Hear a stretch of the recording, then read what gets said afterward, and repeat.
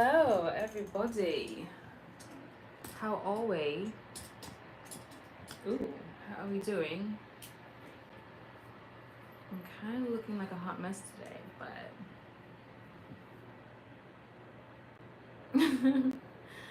I went live on Saturday. Today's Tuesday. Yeah, so it's been, I didn't go live Sunday or Monday. At least I don't think so. Yeah, I did not. So it's been pretty busy, but I just wanted to catch up, let you guys know what's going on with me. Drunkenness? What do you mean by that, Noodle Man? Hello, by the way. If you're suggesting that I'm drunk, I am not. So many updates for you guys. Let's see. Oof. Ay, Dios mío. Hi, Lil D. I'm doing good. How are you? Happy Taco Tuesday, minus the tacos. That's actually maybe the first update. How are you guys doing? I'm doing this thing called the military diet for the next. It's a 3-day thing, and I'm doing it to challenge myself because I've never done any type of like low calorie diet in my life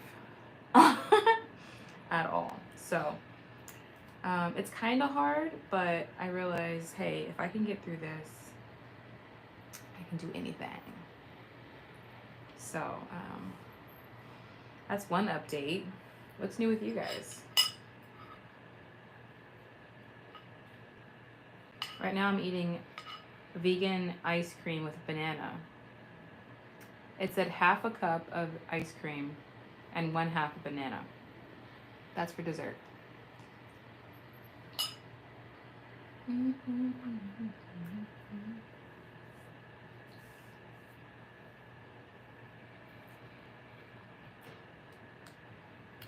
I look crazy today.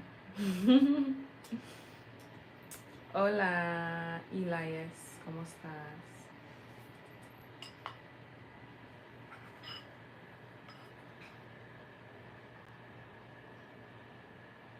Yes, what Girl Dad said. Hit that like button if you haven't. Yeah, but thank you guys for tuning in. I'm going live to catch up with you guys. Hi, Ballsfish. Hello, Maud. I'm good. How are you?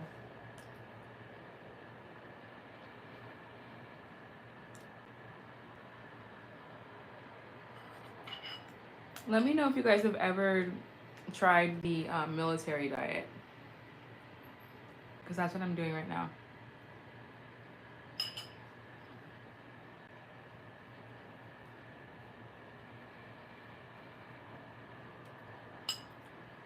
By the way, I'm Soulspiration, your online life coach and spiritual teacher, helping you see life from a different lens. Check out my content, see if this channel is your cup of tea.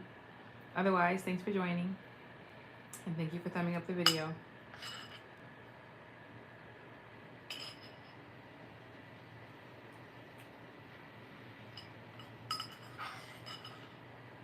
Oh, and yesterday there was an earthquake.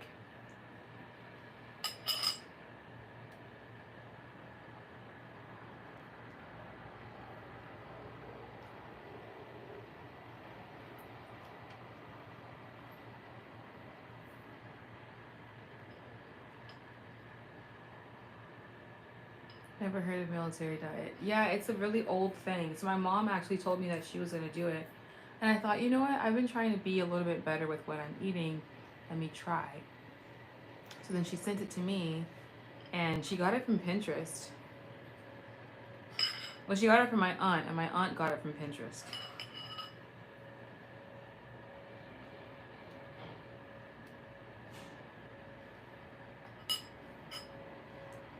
You can actually get pretty full from it. The portion sizes are very small, and the food's kind of random.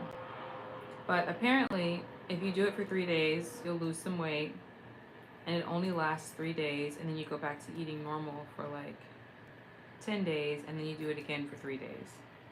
I'm like, okay, I can do that. Because eating clean for 3 days kind of gets you on track for eating like that for the next 10 days. Hello, Mahesh.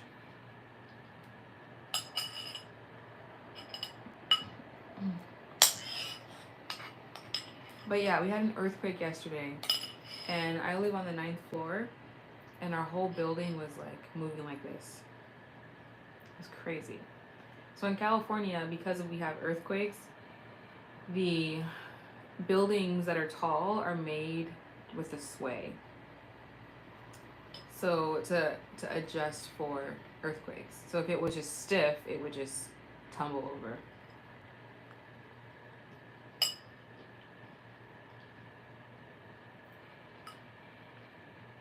So buildings here are made kind of flexible to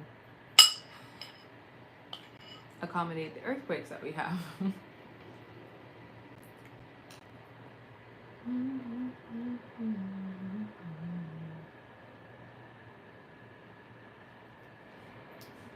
Praise the Lord, soul.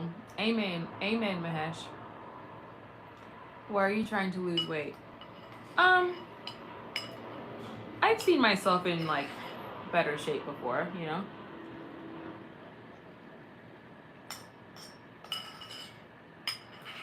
I'm not gonna become unrecognizable, but I will drop a few pounds, you know, and that's okay. You know how you've seen yourself in your best shape?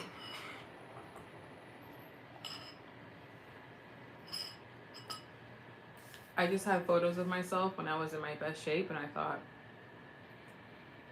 I can get there again. It's a personal goal, but it's not like I'm starving myself or I'm just eating a little bit less and I'm being very particular. Actually, I'm eating a lot less and I'm being particular about what I'm eating. But it's only going to last 3 days. What are you eating? I'm eating, well, it's gone now, but I had vegan vanilla ice cream and half a banana. Going to work. Have a nice day. Thanks, Mahesh. You too.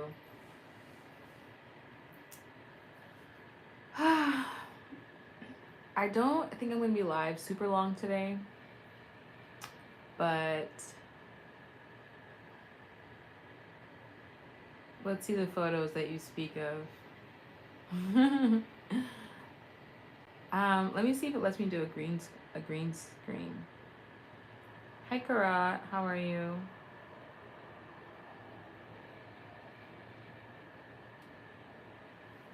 It would have to like.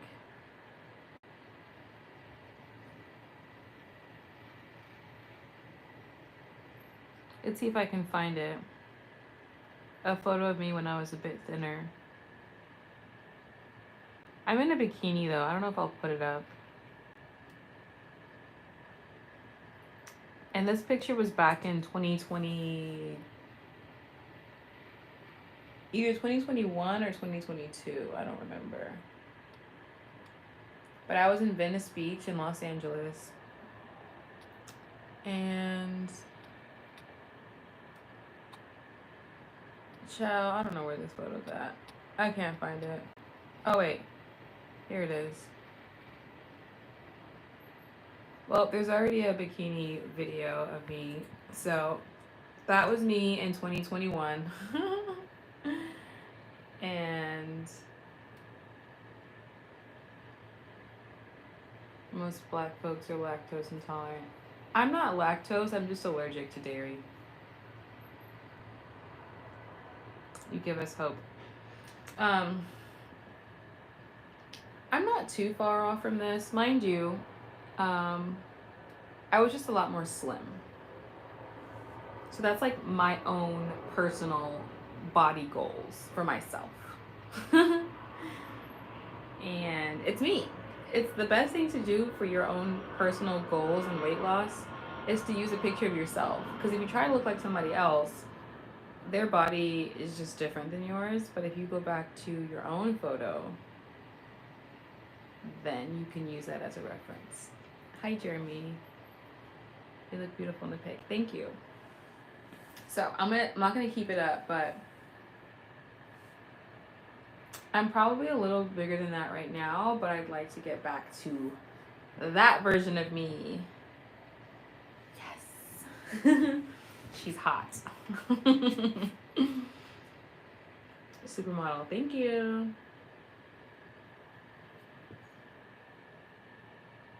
Yeah, so I'm just checking myself out. Like, dang, is that me? Dang, girl, is that you, girl?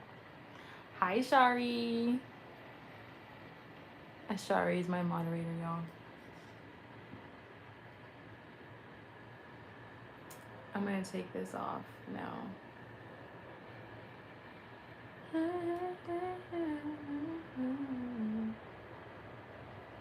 All right, no more. But if you like that picture, then you should like that I'm on this military diet, okay? You know, because life is, life changes and like your schedule changes. When I was in that picture, I actually wasn't working like at all. I was on some type of leave from work, and I took my mom I drove her up to her audition in Los Angeles. And I stayed with my uncle in Santa Monica.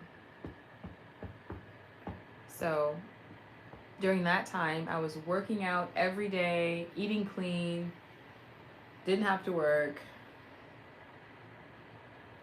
But sometimes life be life and you put a couple pounds on and you gotta get back to your original self. Avoid non-vegan bakery products. Eat less, maintain diet. 100%. So this military diet that I'm on, I'm eating less. And yeah, I'm eating less so I can burn more calories. I was also told that if you do like 15 squats every hour, it's the equivalent of going for like a 3-mile walk. It's actually more efficient than going for a walk. You're so beautiful, girl. You are how you are meant to look today. Thank you. I believe that's true, Shari. I appreciate it. I will say that I haven't had any shortage of people hitting on me, that's for sure. Which lets me know this is just a me thing. You know, my desire to get back to that size, that's a personal thing. You know, we all have our own personal goals and stuff, so that's just one of mine.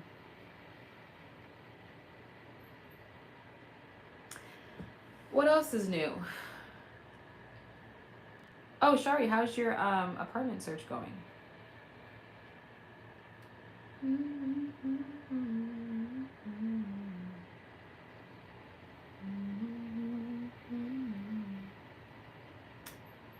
all that I got now. I'm a winner, yeah. I got it, you got it. I got the victory. Speak it over your life. I got the victory.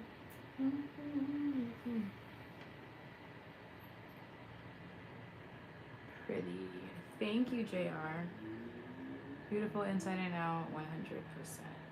Thank you. We can't always stay looking how we looked when we were younger. It would be nice though. I agree. My thing is that I know I'll never be a size 4 again, but I do know that if I ate cleaner, I would have more of that desired look I'm looking for. So it's not even that I feel like I'm just like, oh my god, I'm so big. It's more so I played sports my whole life, and so I've always been thin and toned majority of my life.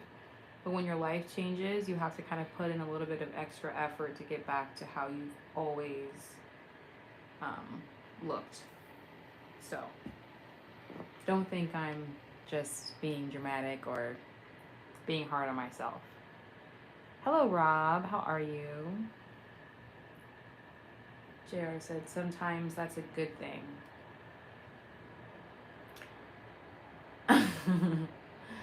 Well, when I was younger, I was very, very, very, very thin. I don't think I want to be that thin right. Actually, if I was as thin as I was back then, yeah, I'd probably be like a high fashion model. Yeah, going to look at 3 houses tomorrow and went to one this morning. 4-bedroom, very, very nice and new. Ooh, I need to move to Australia. Okay. Y'all got them houses. Nope, you're perfect just like that. Well, JR, I appreciate that compliment. I will say I'm not gonna stay just like this.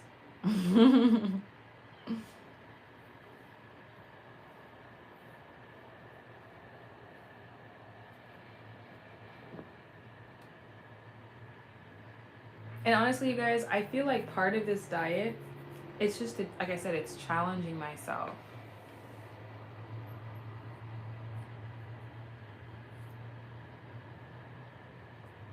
Have lemon juice regularly. A lot of people did show up, so not sure. Okay. So a lot of people were interested in that house. You'll find something. The one that you're meant to be in is the one you'll be in, so don't worry. Just every time you go into a house, think of that.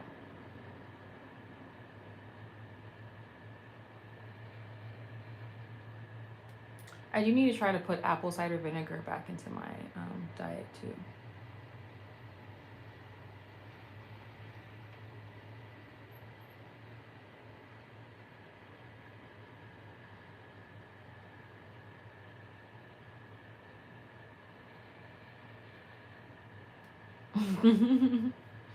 Thanks for that compliment, JR. I saw that you took it away. Hey, well, husband, no. You know, it's so interesting. Yesterday, I was with my parents, and I just felt this need to say this prayer over my family. And one of the things I said in the prayer with my family was, in this season, can you show me any lessons that I need to learn? My girl kills that look. The bun and glasses. I love it. Thank you, JR. But one of the things I said in the prayer with my family was that if there's anything I need to know in this season, please teach me. Y'all, your girl been learning lessons. As soon as I said it, the next day I learned my first lesson. The second, and then today I learned another one. And these are all prominent lessons that keep showing up in my life. Like over and over and over again. Or they have shown up in the past. And so today and yesterday, it's almost like it slapped me across the face and it finally clicked to never do what I've been doing again.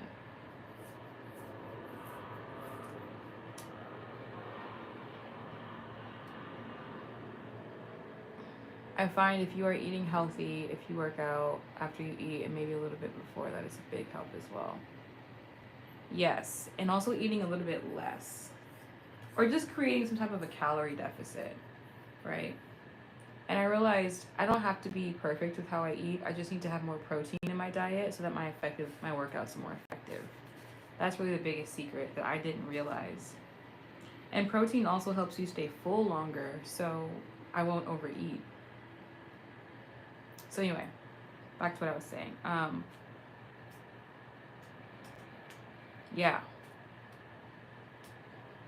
Huge lessons I've been learning these last couple days.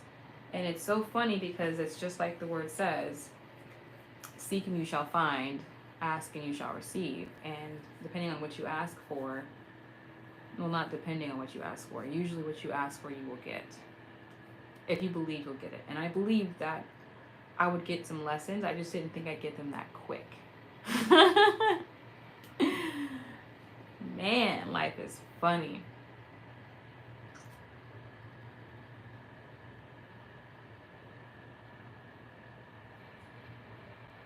So the first lesson I got was, don't move without confirmation. Don't act without confirmation. Do with that as you wish. I don't think I need to get specific, but do not move, especially when there's other people involved at work. If there's something on the line, do not move without confirmation. If you have an authority you have to answer to, don't take actions without confirmation. That's my first lesson. The second lesson I learned today is do not cast your pearls onto swine. And I never understood that concept that I read in the Bible, but also in just other places. Not to get religious to you, for you non-religious folk, but I'm just saying that that's where I first saw that quote. But all that means is don't give things to people who are not worthy. And the reason I had to learn that lesson was because growing up my whole life, I would always feel like I overcompensate and give people things that they didn't deserve. And I would sometimes get dogged for it, or they'll somehow move around me and get ahead, or just like do something to just like sabotage my naive, pure heart.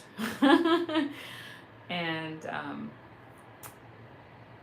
some people don't even see what they're doing as a bad thing, so they won't see their movements or actions as bad, so they don't have any issues doing it.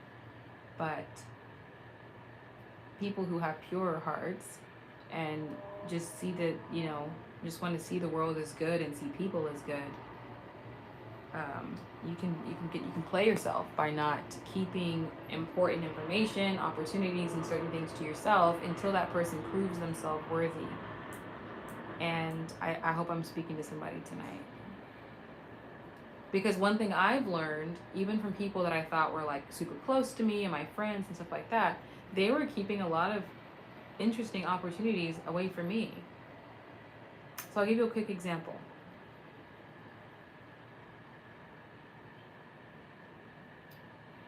And I'm going to respond to your comment, Shari, but a quick example is there's a girl at my communication club, my speaking and leadership club.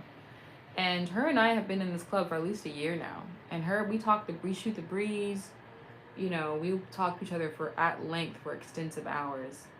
And at one point, both of us realized that we both weren't working. Now, both of us have started businesses, but I'll get to that point later. But as we were in this club, I noticed that,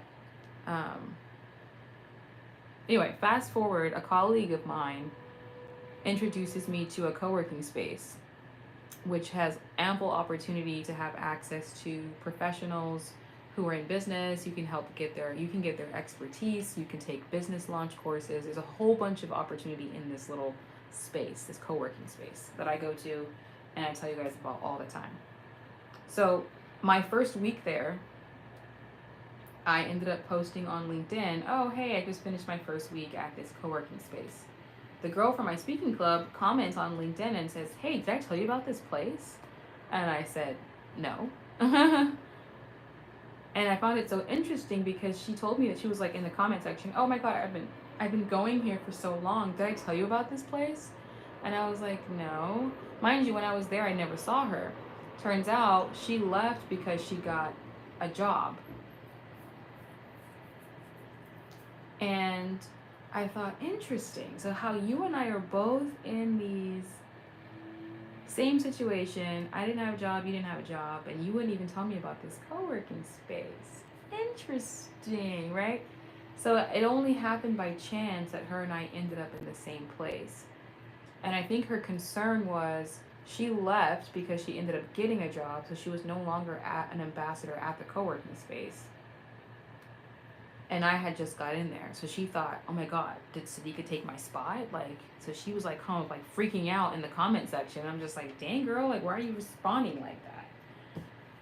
Anyway, it lets you know that even people that you think are close to you, sometimes they will not even share opportunities with you. And the problem I have with this, the double entendre. On one hand, you think, why does the world have to be so closed off and cold? On the second hand, I'm not going to be dumb and naive enough to keep casting my pearls onto swine. And the reason why I say this is because I did that today. I casted my pearl upon swine. And this person did not deserve it. And I realized that it was not a fair trade, it was not a good business deal. And you have to learn. I had to learn. I ended up creating and opening up an opportunity for someone who was just giving me empty promises. So, and I don't even know this girl from a can of paint. And I thought, why would I do that? Would she do that for me? No. Because a girl that I have known for a whole year didn't do that for me. Does this make sense? And this is not getting like jaded or cold. It's more so just understanding people have to prove themselves worthy prior to you casting your pearls onto them. Because when they show you their character, that's when you realize they are swine. Until then, let them prove themselves to you, as in, let them show you their character. Give them a little litmus test. You know what I'm saying? Give them a litmus test. And then see, when I say litmus test, I mean give them a little bit of information. See what they do with it.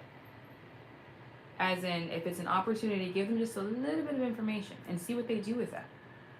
If they try to go around you, then you know, good thing you didn't give them all of it, right? If they act like they already knew the information, but you're the one who told them, because people can be petty like that, then you know who you're dealing with. So you never give up your hand, which is really your power, until someone verifies who they are first, through action. Not false promises, not empty promises, action. That applies across the board for so many things in life. Politicians, like relationships, romantic relationships. Empty promises don't mean nothing. Nobody gets my vote until they have a track record of showing me that they're actually doing something for me. Especially when the power is in your hand.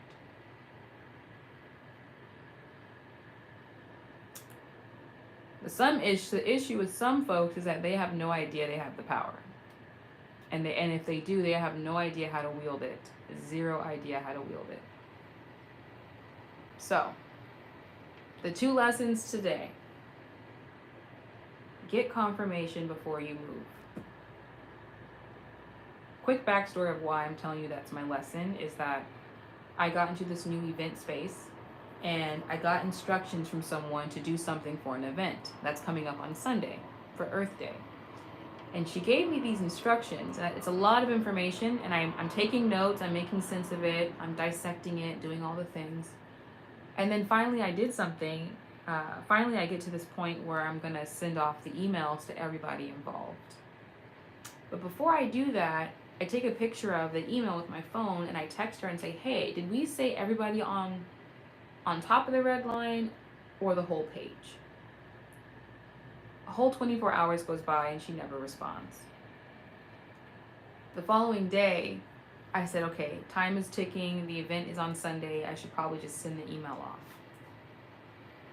When I sent that email off, I got like 2 or 3 responses back and people were saying,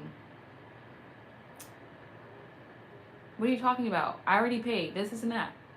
And then it wasn't until later that day that I finally got a response back from her saying, actually, it was everybody to the left.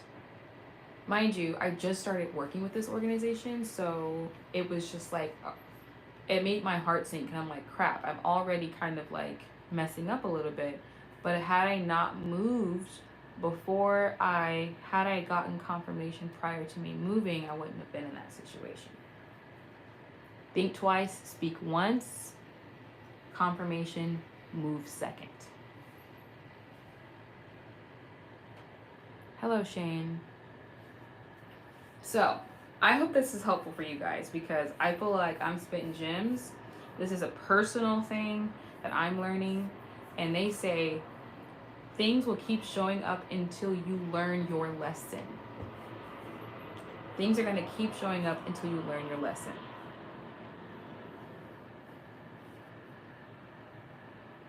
When you learn your lesson, it'll no longer show up. And the reason it'll no longer show up is because you won't do the thing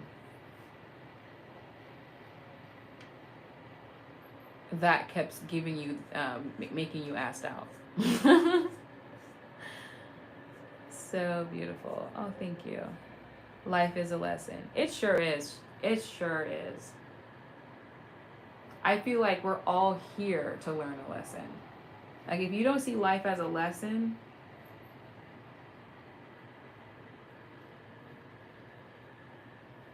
I don't know what to tell you. Life is just one massive lesson. So, anyway, that was a lot. Actually, no, it wasn't. It was much needed. I think somebody needed to hear that. Even if it's tough love or makes you realize some things in your own life. I had to like feel crunchy today because I felt like, oh my God, like, why do I keep doing this? But it keeps showing up until you learn your lesson.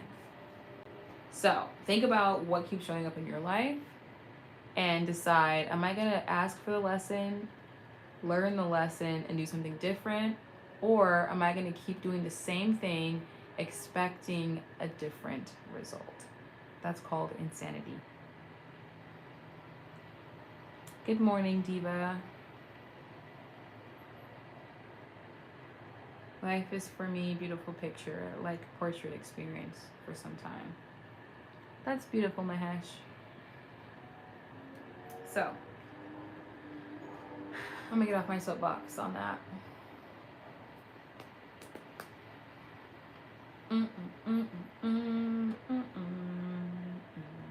I'm sleepy today, you guys.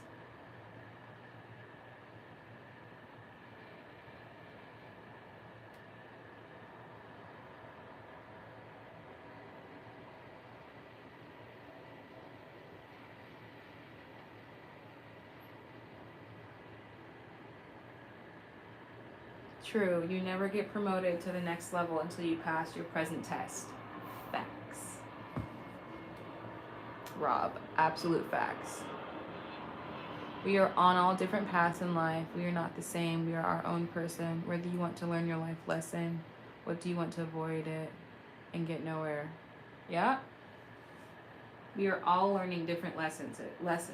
That's why certain people have strengths where others have weaknesses, and others have weaknesses where others have strengths, because we are all here to learn our specific lesson. I'm here to learn mine. It's not just one. There's many. Not just one. Not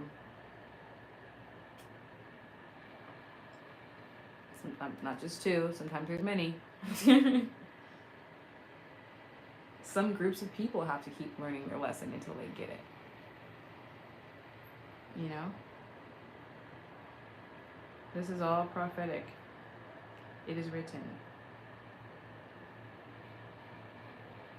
That's as far as I'll go on that topic. I won't get too much into that part, but yeah. Absolutely right. But in other news, I'm watching this show called, oh geez, what is it called? Dating on the Spectrum on Netflix. Has anybody watched that? It's about a bunch of people who all have autism and they're all dating and going on dates.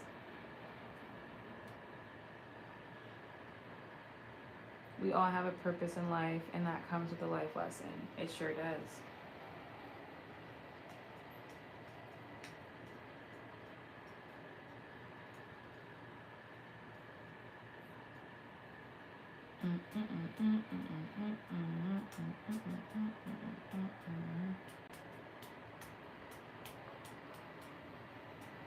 Yeah, you definitely have a purpose. And sometimes to get to that purpose, you have to learn all the lessons that come along with it.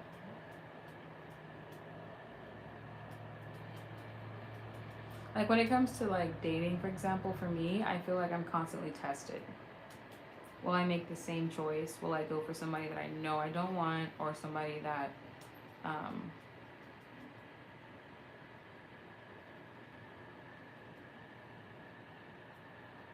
or someone that I know is not good for me, but I look past it. When you finally pass that test and say, nope, that's no longer for me, then something else can finally show up.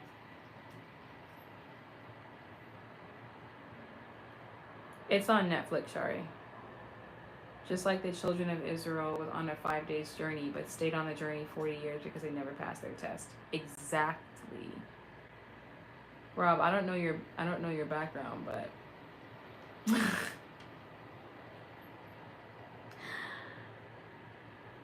obviously there's outliers, collective outliers, but I think I know who that's talking about.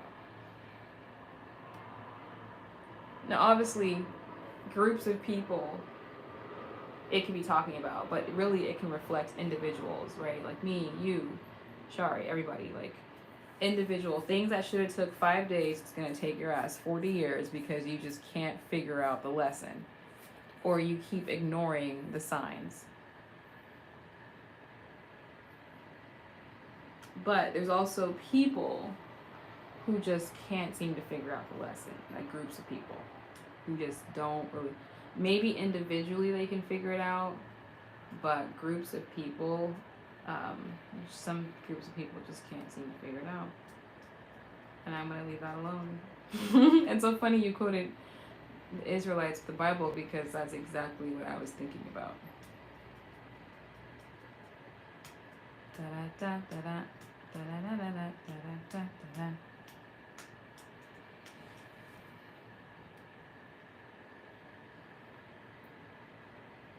Can I ask you a question? You sure can, Shari. Please do.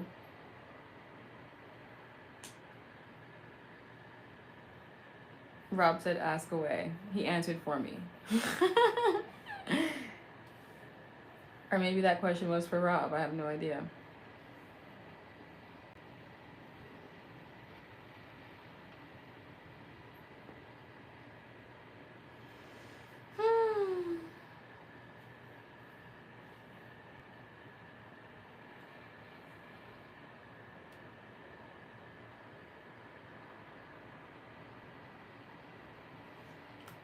Life is a movie, and we have a small role in it, but we are good actors in it by Lover of Poet. That's beautiful. Thank you for sharing that. Hello from St. Louis. Hi, Brian. St. Louis, Missouri. I've been to Kansas City, Missouri. I haven't been to St. Louis. I'm going to Kansas City. Kansas City, here I come. Going to Kansas City. Kansas City, here I come.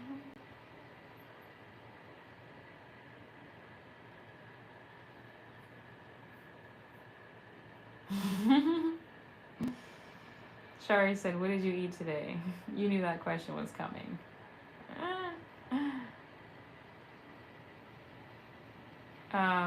Well, Shari, I don't know if you missed. Oh, wait, Rob said, you should have said, I don't know, can you? Whenever someone asks you they can do something. I do remember teachers saying that to me when I was a kid. Like, can I go to the bathroom? I don't know, can you? Like, if you don't want me to ask, then I won't ask. I'll just get up and leave. That's what I remember thinking to that response as a child. Unless you want me to say, may I use the bathroom? Which is a silly question. Because it's like, you want me to pee on the floor? Anyway. Shari, I'm doing something called a military diet. So today what I had was very weird. For breakfast, I had a hard-boiled egg, just one, toast, and half a banana. For lunch, I had cottage cheese and 5 saltine crackers. For dinner, I had 2 sausage links, a cup of steamed broccoli, and half a cup of steamed carrots. And for dessert, I had a cup of vegan vanilla ice cream with half a banana. That is what I had today. And interestingly enough, all of it was very satisfying. Maybe because I knew that was the only thing I could eat. This for the next.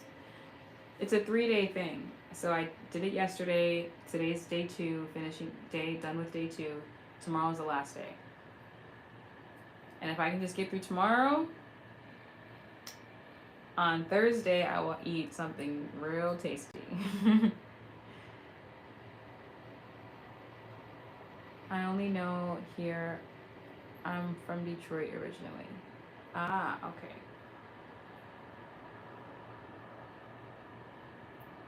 I can eat all that in one meal. That's a small snack. It is a small snack. It's eating very light.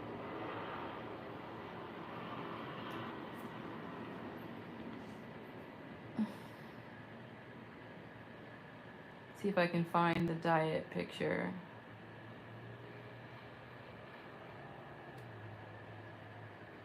Okay, I can't. Oopsie.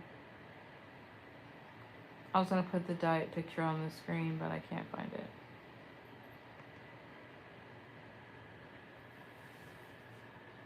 Tomorrow, I'm gonna have. You ever had bulldog? What is? No, I have not. Noodle Man. What is that? Okay. Ooh. Detroit is a town full of crooked cops. I've never been to Detroit, but I have cousins that live there. Bulldog is noodles. Is that why you call yourself Noodle Man? That sounds good, but wired at the same time. It does sound wired. It sounds like someone who's got a very strange affinity for eating weird things. Like, who eats cottage cheese and 5 saltine crackers? You know what I'm saying? Or a hard-boiled egg, toast, and half a banana. Like, what in the world? They say you're supposed to lose an X amount of pounds in 3 days. I'm curious to see. If it only takes 3 days, I figured, okay, I can give this a try. And I'm going to just see it through. I tell you what, I'm hungry right now. But they say if you get hungry to drink tea, so I'm gonna drink some tea.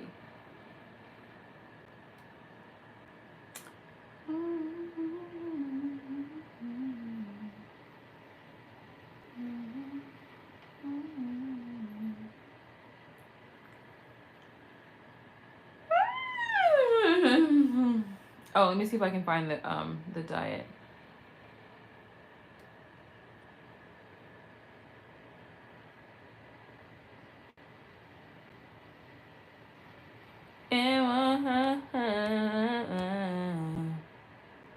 I'm always winning. I'm all that I got. Okay, now I can't find it. It's not showing up on my photo gallery when I try to put it up here.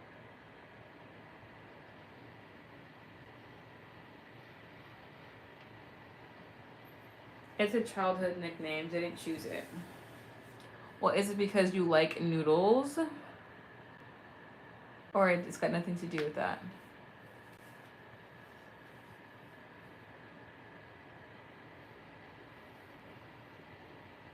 Last night I had chicken rice with fish and stir fry. Wait, what? Chicken rice? What is chicken rice? Is it like chicken fried rice? And you had fish and stir fry today? I'm trying to understand that combination. Today I have only had 2 crackers planned. Then tonight might have a ham, cheese, tomato, onion toasty. Ham, cheese, tomato, onion. That sounds good. Oh, that sounds amazing. Rob said, I have a high metabolism. I can eat 2 large pizzas before bed and still keep my 6-pack. Rob, there was a time I had that type of metabolism too. Okay? Not all of us can be God's favorite in that department.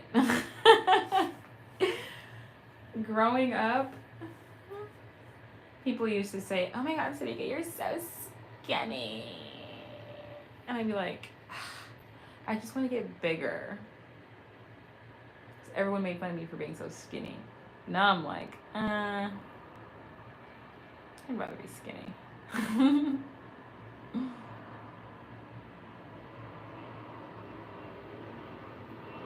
It's a chicken flavor of rice.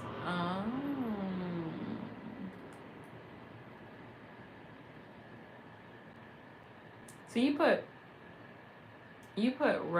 chicken, you put fish and stir fry in your rice? Or did you have all that separately? Ooh, y'all, can we stop talking about this food? Because I'm getting hungry. And I have one more day. I can do it.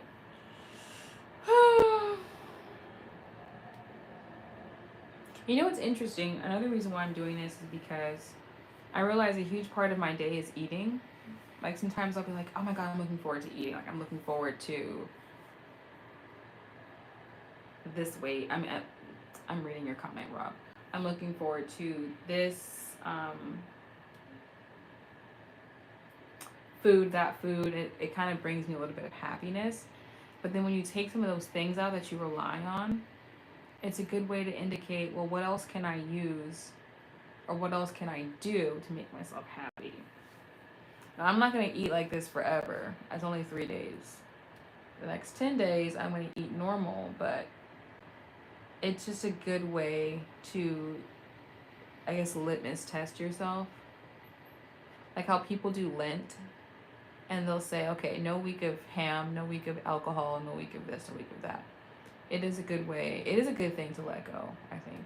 To just do it for a week or a couple of days.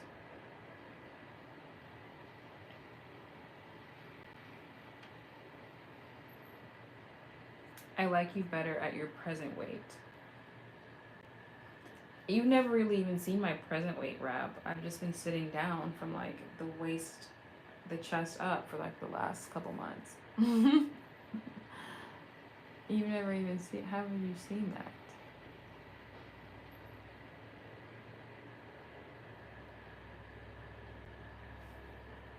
Rob, were you the one who commented on my tail light on my car? How did you know that? Mind you, I'm not that much bigger than my picture that I showed you guys, but still, I mean, did you see that picture of me at the beach, Rob? I don't know if you did, but crumbed fish on the side, then rice on the other side of the plate, then with the stir fry. Oh, I see.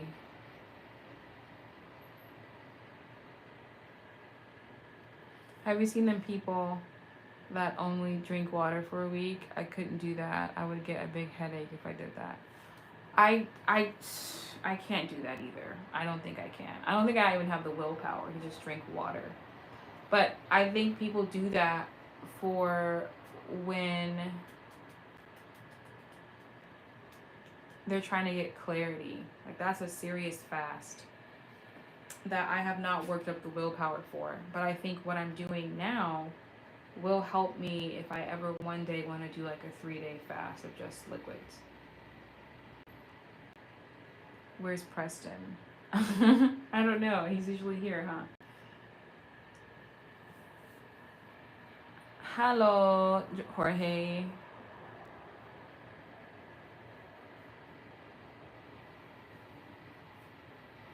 Same, yeah. Jorge, you said that like you're from Germany. Hello.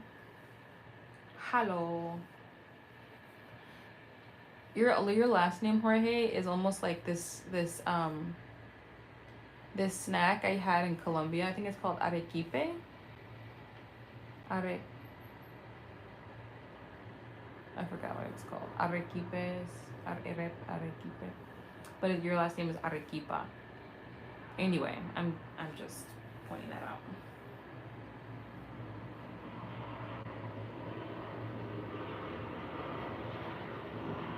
So, whew. I know. I can feel my stomach like eating itself. I'm gonna make some tea.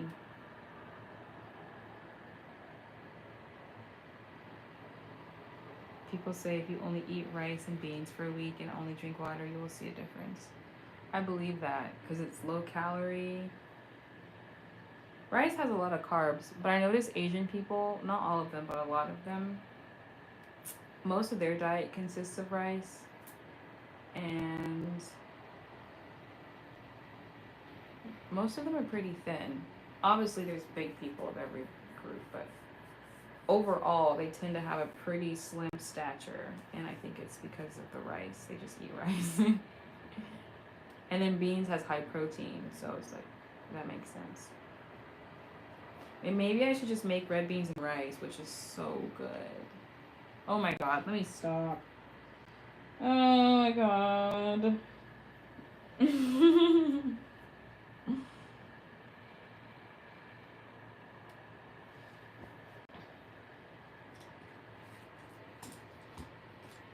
I just have one more day, you guys. I can do this.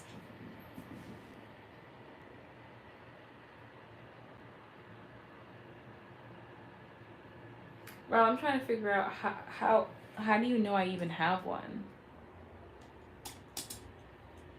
I don't even, I mean, I could be just saying yes just because you're saying it, but how do you know I actually have a blown out light on my car? Are you like in my city or something?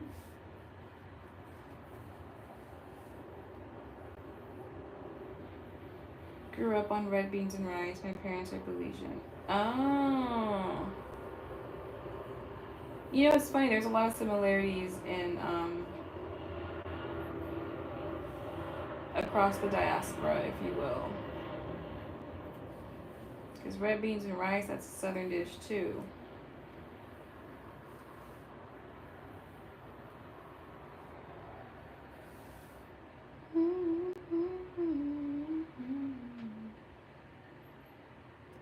You guys, I think Rob is following me. Was there a part in my video where I like my car showed, like you could see like the back or the front? Yeah, like how do you know I have a blunt? Are you just guessing that I have one and seeing how I respond? No, I shouldn't give you that option. How do you know I have one? if I do, how do you come to this conclusion?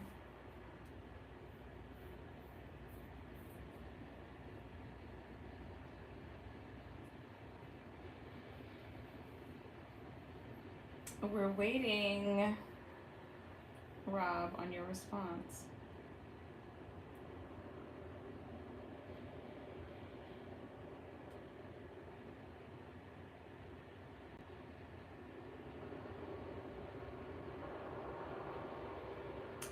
Psychic powers.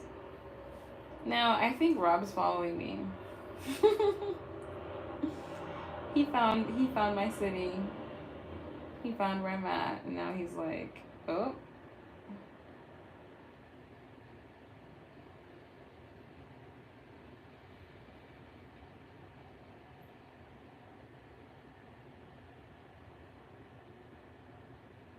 Oh, I see. I'm not sure I believe you still, but I'm just kidding. If it's my signal, then yeah. I like your glasses. Thank you. I use these glasses all the time now. And to think when I first got them, I couldn't look through them without getting a headache. And now I have to like, I've already told you guys this, but now I have to like adjust myself without wearing them.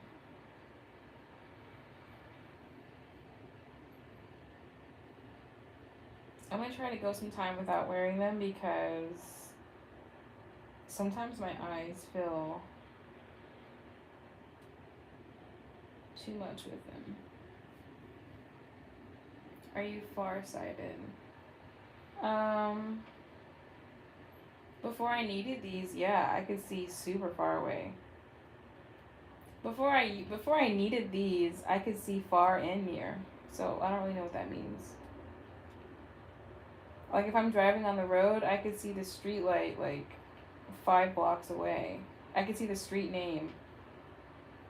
But now I can't so much without my glasses. It's kind of blurry now. It's really my left eye.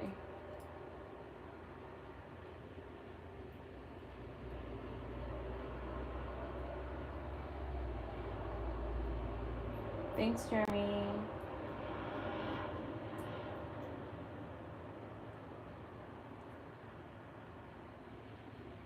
Yeah, so anyway.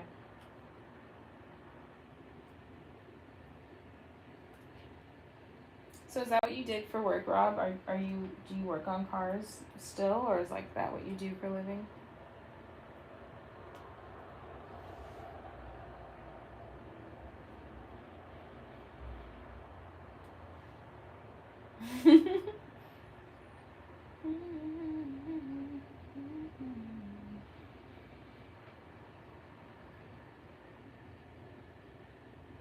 The crazy part is that I keep thinking I can go get a snack, but I can't. And this is the resistance my body's putting up.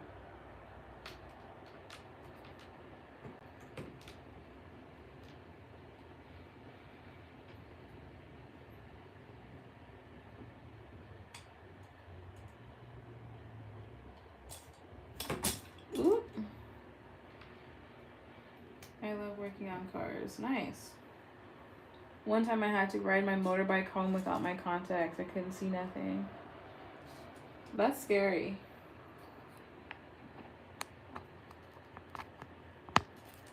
Thankfully, my eyesight's not that bad, or if I don't wear them. Like, if I don't wear them, it's not the end of the world, but...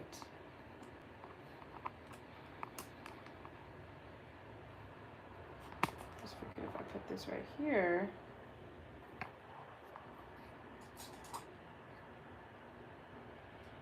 There we go. I'm gonna start wearing my glasses like this.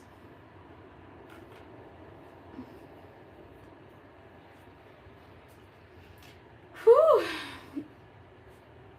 So I look crazy today.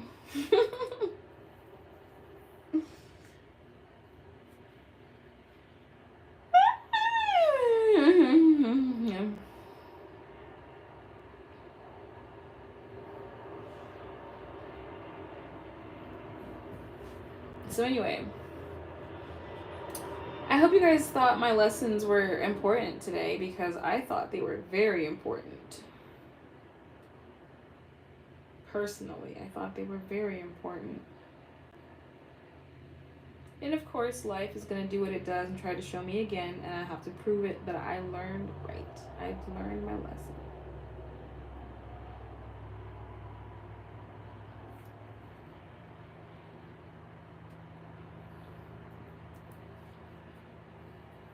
My dad and brothers all worked on cars, so before I was 5 years old, I was out with them working on cars. Wow. You must know a lot, Rob.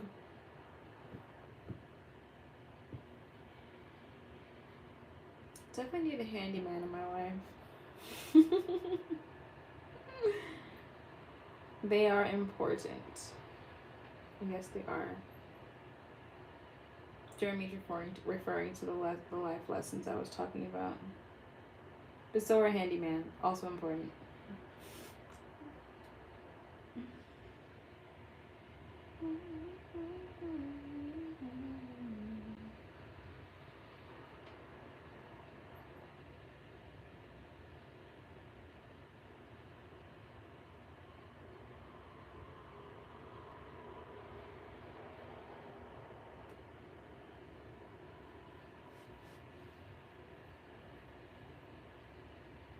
Whenever I wear my hair like this, people always look at the top of my head. They're always like, probably wondering why my bun is so high.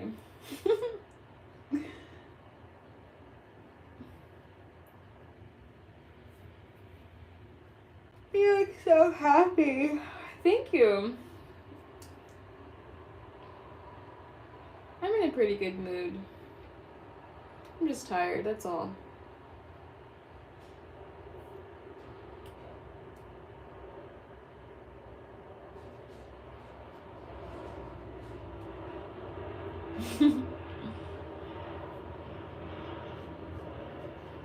So anyway, What's new with everybody else? What's the tea? What is one new thing that is just rocking your world right now?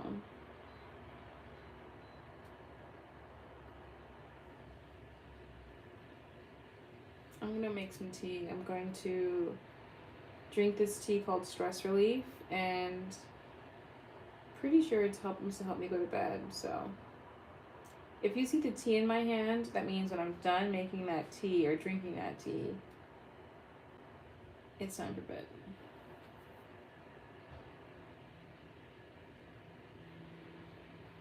I was working on my tractor yesterday, and right when I was about to give up, that's when I fixed it. I used visualization and it worked. Wow, check you out, Rob. That's awesome. That's really cool. Isn't it crazy how visualization works? I mean, it works because that's what life is, and that's the part where it's like, oh, it works. It's like, yeah, it does work. Sometimes when we say it worked, we think like, oh, it's like some magic trick, but that's just life. That's what life is. It's just about visualization. But it's just tough because we rely on our five senses instead of the mind, which is like the visual mind that we have. That's really cool though. Congrats. Golf clap for Rob.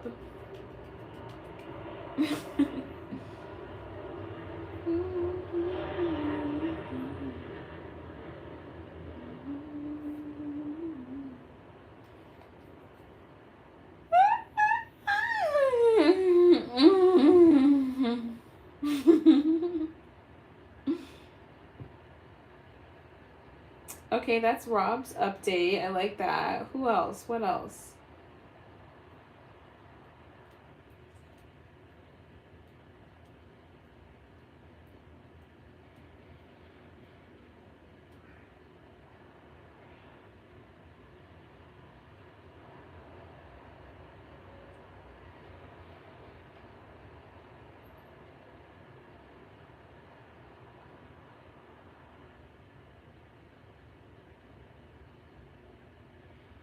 Question. In your opinion, what is the difference between faith and visualizing your outcome?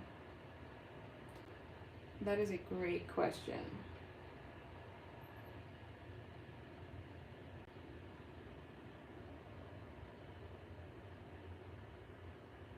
Well, here's the thing.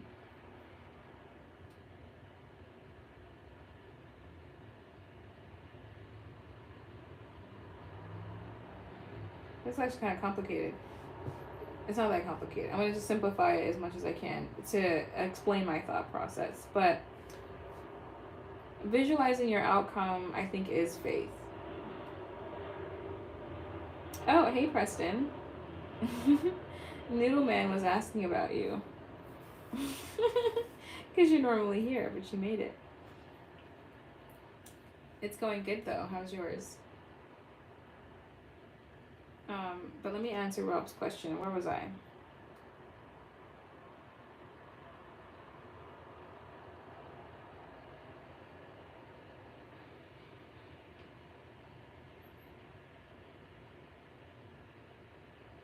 No, not Needle Man. Noodle Man. He's here all the time. Anyway, I think they're the same. Because think about it. If you have faith, you have something that you want to accomplish, and you have faith it's going to work out. So here's the thing. Faith is the feeling. Visualization is part of the creation of it coming into the 3D, like manifesting it, if you will. So I think faith is a feeling, which is even more powerful than visualizing, because faith or like feelings send out vibrations, and because everything is energy, like physics tells us that nothing is solid. We're not solid. The wall isn't solid. It's just a bunch of matter and particles together that makes things look solid, but nothing is solid. And so since nothing is solid, it just appears that way. We're all molecules. Any and everything around us are molecules, matter and particles. And so because that's the case, faith as a feeling is more powerful than visualization. But visualization does help because when you can see it in the mind's eye, it also comes. So, I hope that helps. I think do both.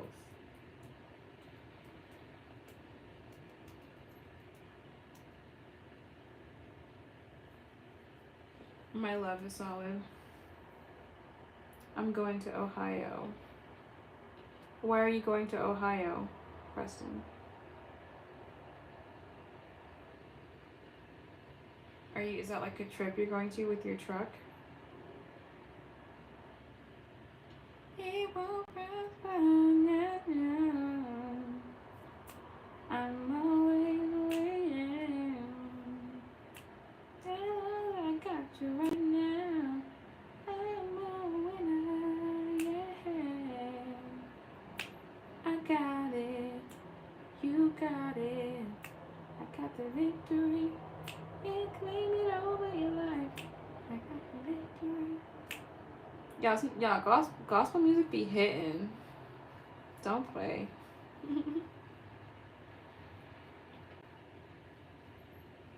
True. I did a project in my electrical engineering class on how everything's vibrating and not solid. Correct.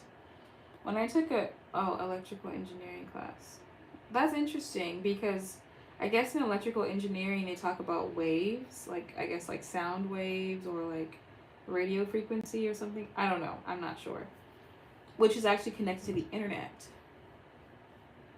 Like a huge part of the internet, GPS, satellite, all that stuff has to do with radio frequency. So anyway, yeah, but physics is super interesting because it's almost like if you listen to physics, it's almost like they're talking about manifesting through just the simple concept of physics, like quantum physics.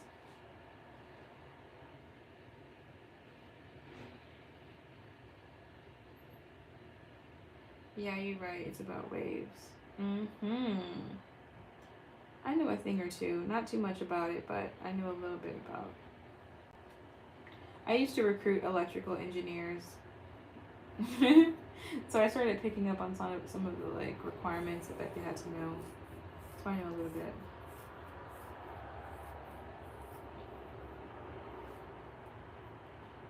My love's about waves. Ay, Dios mío. Preston, do you speak any other language? Like, do you have a native tongue? It's okay if you don't. I was just curious. I didn't say that.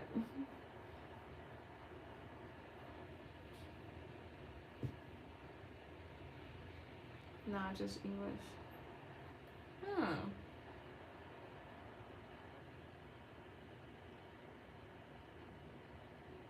Forgive me for prying, but did you tell me that you were Native American?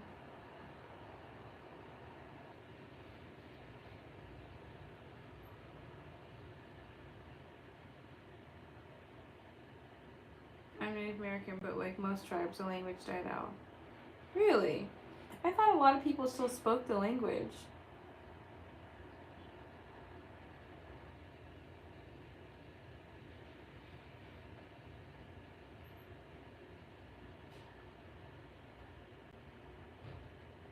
Yankton Sioux. Interesting.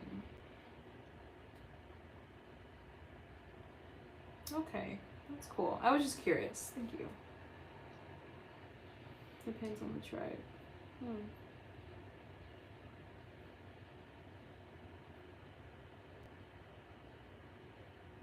Okay.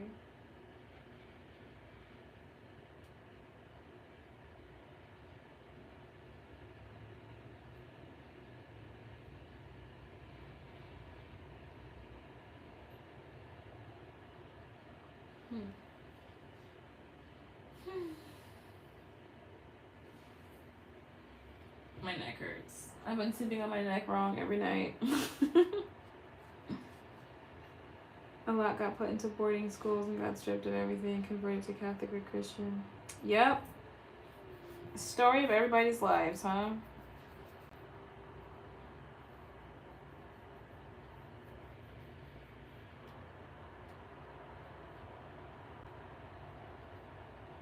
Most people didn't. Well, never mind. I'm not gonna get political like that. I should do another channel where I just get super political about things. Because we all have opinions. I just don't think it's worth talking about on this channel. How are you feeling today? I'm feeling pretty good. I feel good. I feel alright. Cruising through my neighborhood on this warm summer night. Dun, dun, dun, dun, dun. Summer days just sitting around. Oh wait, okay, I'm gonna get copywritten. I'm good though. How are you, Preston? You know about quantum physics. What you know about? Oh, I heard you talk about quantum physics. What you know about quantum physics? Honestly, not a whole lot. I just know that, like, the concept of quantum leaping, it's about kind of like shifting realities. I know that when you drink water, it holds memory. So if you like speak to your water and then drink it, which is also referenced in the Bible, which is just physics, which is so funny to me. Anyway, I'm surprised you know about Lil Rob. I'm from Southern California. Isn't he from California? All the Mexicans down here, it's a given. I thought he was based out of Los Angeles. I could be wrong though.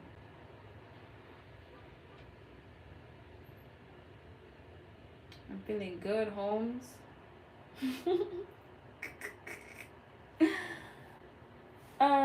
Good song though. I just kicked it at home. I polished up the chrome, called the Gruca on the phone, let her know I'm home alone. Growing up in high school and middle school, I mean, I had a lot of Mexicans around me, so like,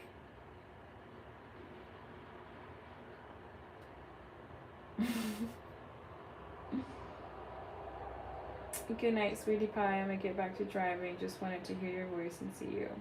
Oh, thanks, Preston. Safe travels. See you next time.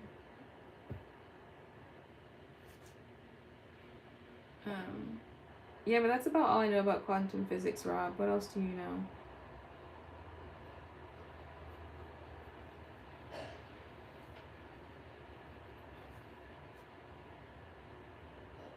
Did they have an earthquake in Cali today, or did I hear wrong? No, we did have an earthquake. It was yesterday. I mentioned that. That was the first thing I mentioned on the video. Around 10:15 a.m. yesterday, my whole building started swaying. But apparently it was an aftershock. So what happens is that when there's an earthquake, it'll happen somewhere, and then it'll, like, you know, shake, and then the aftershock is another earthquake. So there's a part of Southern California that's east in the mountains called Julian. So the earthquake happened in Julian, and then we got it over here as an aftershock, but it was pretty big. It was like a 5.2 magnitude, which is pretty big. So like our whole building was doing this. It was crazy. I was like, whoa.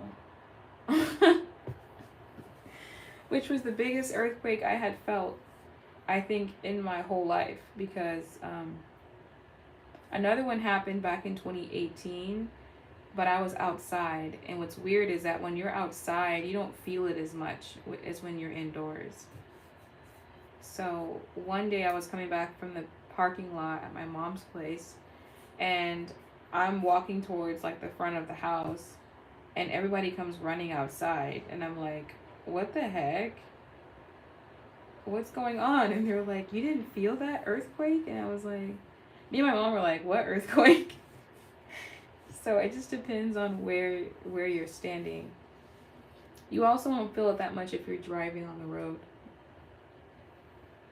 But if you're just sitting down in your bed like I am right now, you will absolutely feel it.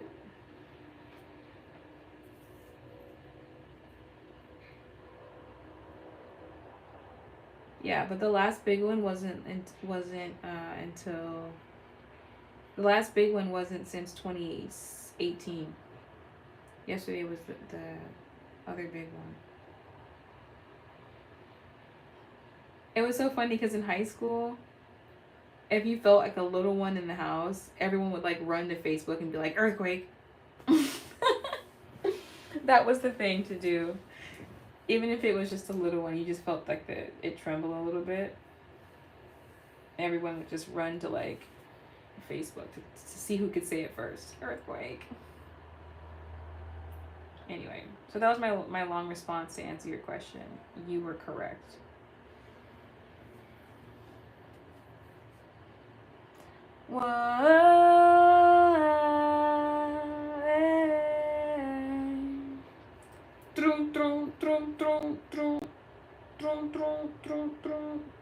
Hey, something. Raise your hand if you've ever felt an earthquake.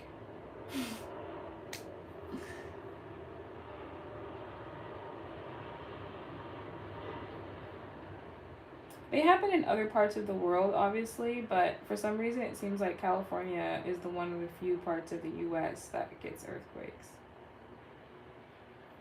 So our thing for California is earthquakes and fires. That's what like our natural disasters. While other people have like tornadoes and monsoons, you know, or hurricanes. Like Florida gets hurricanes, the South gets hurricanes, but the Midwest gets tornadoes, which is crazy to me.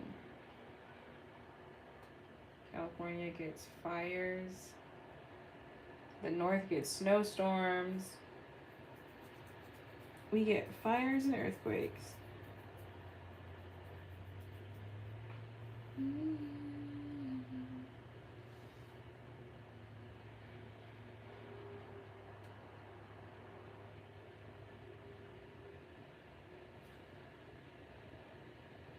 That's like the tsunami that happened in Japan years ago. She didn't know it was going on, and the whole family was trying to contact her to see if she was okay, and she didn't know anything had happened. Who's she? When you say she, who is that? But I do remember a really, really bad tsunami. Yeah, Japan gets tsunamis. Crazy.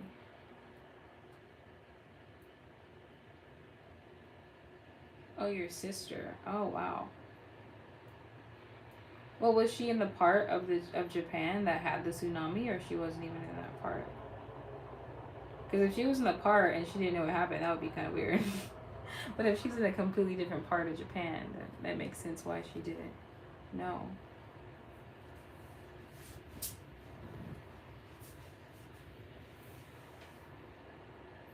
She was in the heart of it? What the heck? Wow. Well, good thing she's okay. A lot of people lost their lives during that tsunami.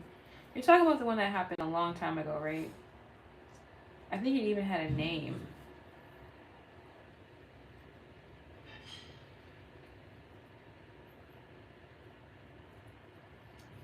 Hi, Dr. Nadana. Yeah. I still remember Hurricane Katrina. That was like in my early years. I was only like, I think 10 years old when that one happened. That's when George Bush was president. And then Kanye West got on TV and he said, George Bush does not care about black people. Oh, good times. What a time, huh?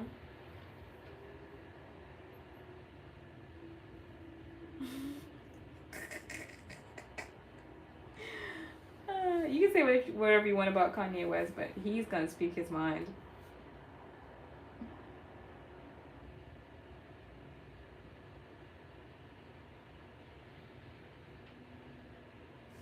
Her husband had the kids out 4 hours away in a safer area, but could not contact her because all the phones were down. Jeez. What a blessing, Rob, honestly.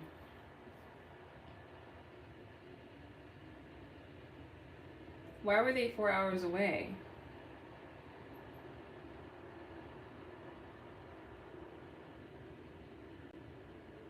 Like, was it military? Hi, Maney. How are you?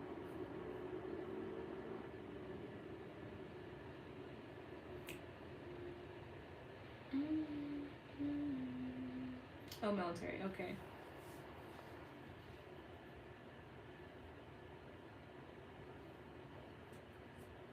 God bless you, Lainey.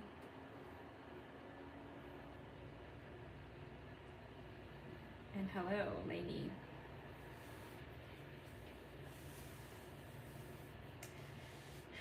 Yeah, I hope everyone's doing well. Gotta be grateful in life.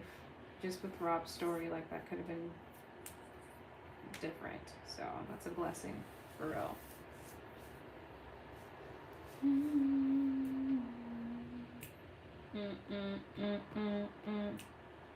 Summer days just sitting around, but when it's over. So yeah. Anyway, y'all, I might call it here because caught up with you. You know, I'm on a military diet. We were just talking about military diet. I learned 2 valuable lessons in 2 days. I shared that with you guys. Talked about the earthquake. These are all huge deals, I think. Pretty massive updates, I think. Changes in the days.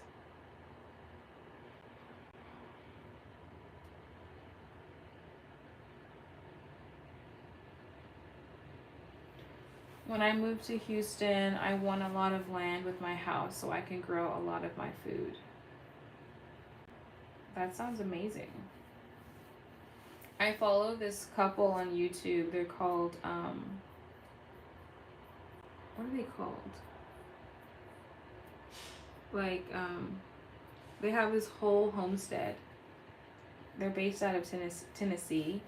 They had a juice pressing company, but they grow like all their stuff. I think it's so cool. And I was just watching some videos yesterday about growing our own food. And it's super important to be able to know how to do it because a lot of the stuff they're selling at the stores today, for some reason, they're not coming, our foods, our fruits are not, and vegetables aren't coming with seeds anymore.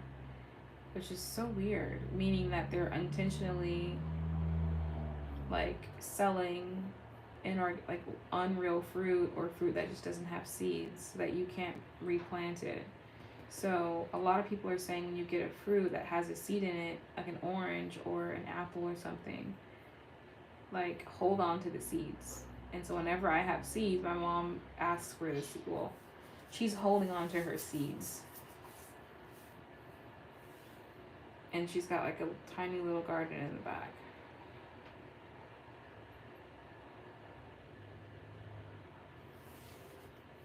I only have 1.5 acre at my only 1.5.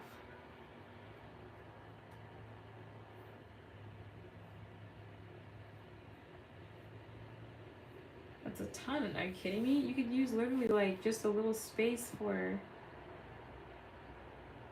people would kill for that. You're crazy for not wanting to use just even less than a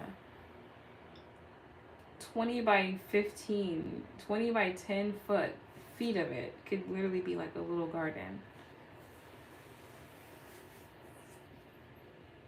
You could grow so much in that little space. Anyway, your choice. Yeah, but it's definitely a plan of mine to grow my own food. I have that on my mind for sure. And it just looks so much better and healthier. And I think about, man, what if I ate just eating from my own garden?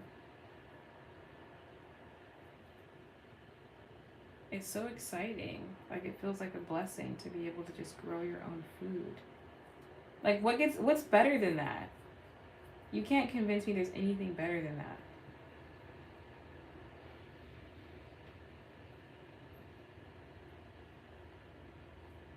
That would like force you to you after you eat like that, you'll never want to eat food. You'll never want to eat food from the grocery store again. You can start with pots in your house. Yeah, I heard about that. I need to look more into that McSwagger, but let me borrow that red car real quick too. I was at an event and that car was sitting out there. They had an orange one too, like a bright orange one.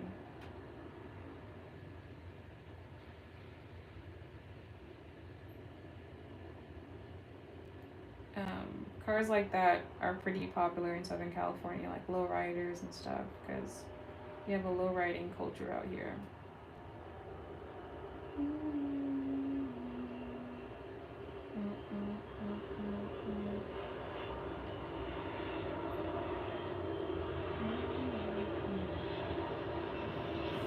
Anyway, yeah, I'd love to grow my own food.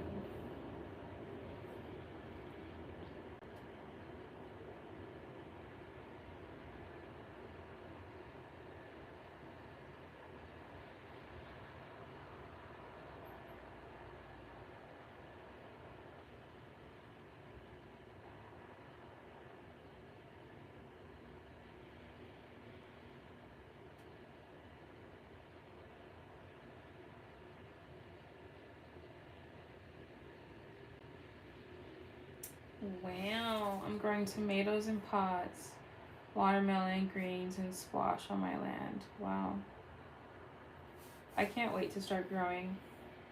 I could start with a pot. That would be interesting to see. I don't know much about growing in a pot, but I'm sure my mom does. It's so interesting because I was never really into plants and growing things until recently. And now I'm like, yeah, gotta do it. I had to grow into it. Like I couldn't even keep a succulent alive. Like I didn't have a green thumb at all. And now I feel like I definitely could and should keep my plants alive.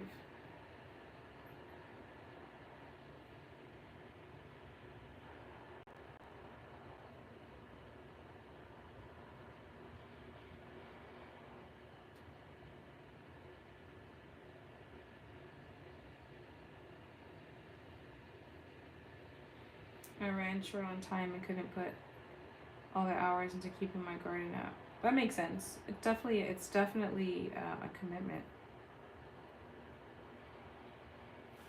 I grew up around it being forced to shuck peas and corn.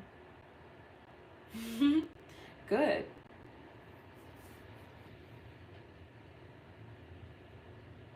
My mom grows sugar cane. Wow. Man, I'm so excited to grow stuff. Sometimes when I'm in the grocery store, I'm just like, why don't I just grow my own food? Like, I have that sense of like feeling of why am I buying this food? Now, obviously, it costs money to be able to like keep your farm together and irrigate all your stuff and like cover it up when it's needed. That's an investment, but once you have your system set, it's just way cheaper. Plus, when you keep growing your stuff, you can keep harvesting your own seeds, or just like, not harvesting, like cultivating your own seeds. I think it's called. So, I feel like to start the farm or to start the garden, it's a one-time investment, and then you can once you get the system down, you could probably do a little farmer's market, or take your stuff to the farmer's market. For those of you for McSwagger, since you're growing it, you should take your stuff to the farmer's market. I'm gonna go to my next farmer's market and get some stuff there.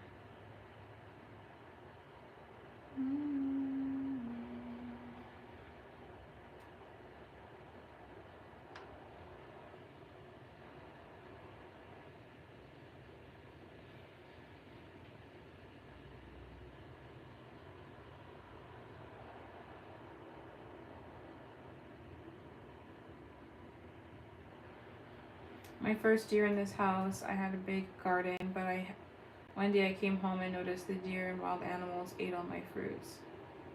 Oh no. That's definitely a thing.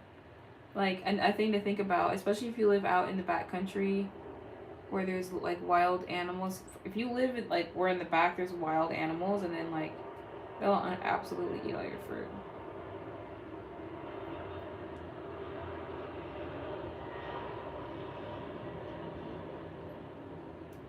Where I'm from, we just find a place where a lot of traffic at and set up on side of the road. People will stop and buy it fast. Oh, interesting. Where I'm from too, I see people do that. Not a whole lot of people stop. Like some people will stop, but not a ton of people.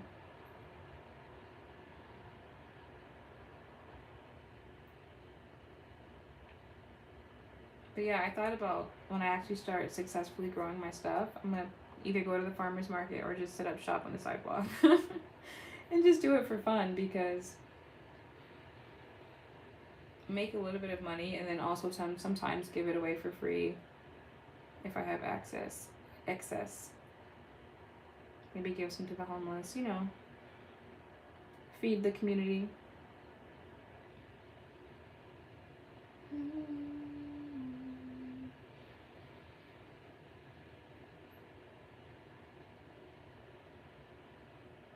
I trade with a guy. He catches seafood, so I'll get shrimp and fish for vegetables. Oh, that's cool.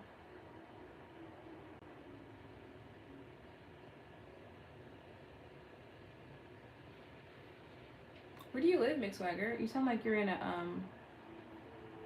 the South or something.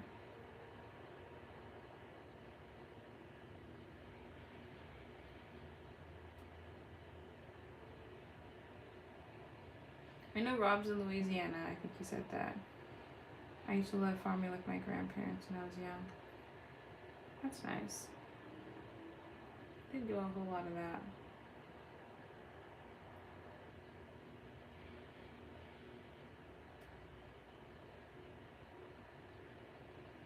I'm in Louisiana, Mississippi though.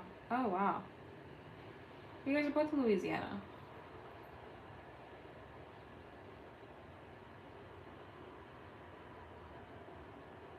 From Mississippi, wow.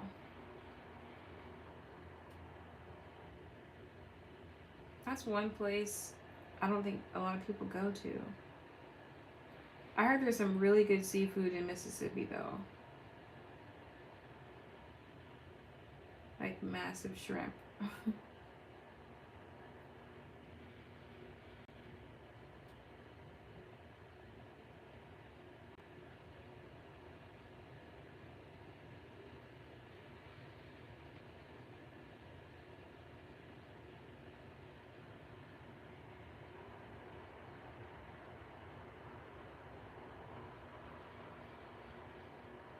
Mississippi has brown water. So does Galveston, Texas. Or whatever that city is that has a beach in Texas. People live long in Mississippi. Because they're just surrounded by nature. That's the secret. Too many cars, people get hit. Too many planes, Godspeed. You just live in nature and have a house. I thought about that today. I was like, if you just live in the nature, grow your own food, have people over when you want to.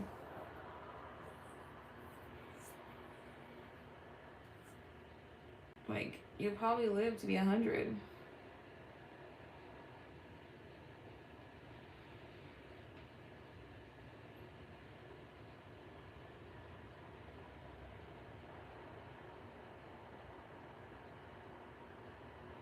Whoa, what the heck? Okay, first I'm looking at Rob's comment. Mixwagger, you see Rob is also from Mississippi, but also in Louisiana. What is that about? Was there some type of migration from the grandparents? Like, was that a historical thing? People moving from Mississippi to Louisiana? Because what are the odds that you guys are both from Mississippi and then also living in Louisiana?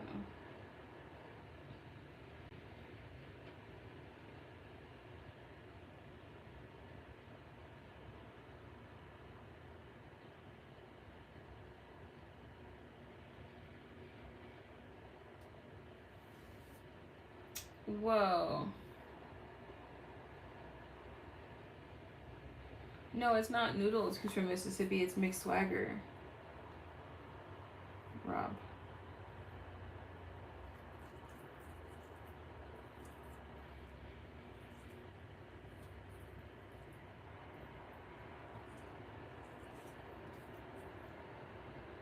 From Planet Los Angeles.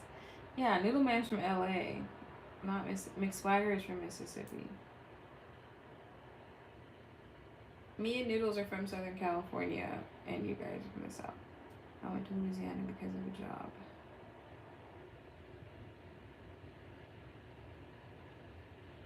I came down to Louisiana for college.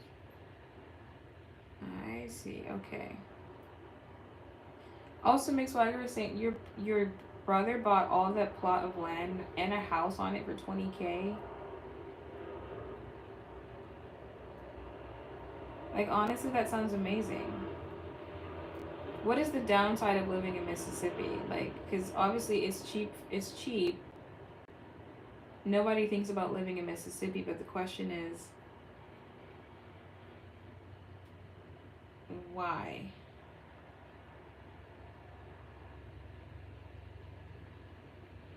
The police. Is that really the reason? Like, I know the name Mississippi just sounds very like, I don't know what it is about the word itself. It sounds very Mississippi. Just so southern and very I just think of the olden days when things were not so great. When things were just a lot more racially polarized, I think. That for some reason, no offense, but even the name itself just sounds like that. But is that really how it is still? Or like, are the. Because in my head, I'm thinking, what if a bunch of people who have money just go and make Mississippi this amazing place?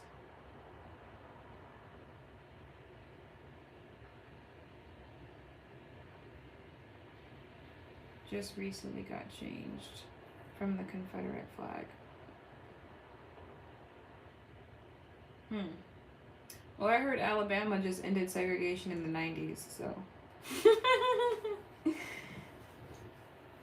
It's interesting because the South, sometimes when I go to the South, when I was in Florida, I could see some of the mentality there is kind of like stuck in the past.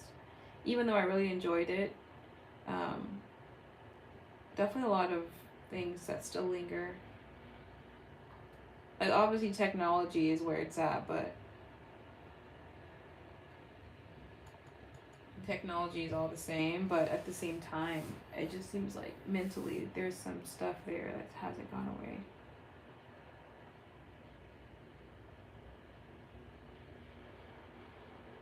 All my great grandparents worked their way out of slavery and bought the land they were slaves on. My granddaddy family owned 60 acres of farmland. Wow. Wait, so you know that your family was slaves, Rob?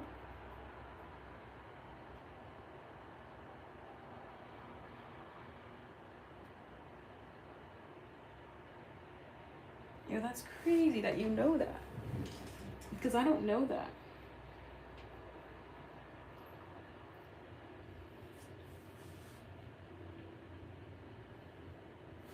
Do you know where your family came from?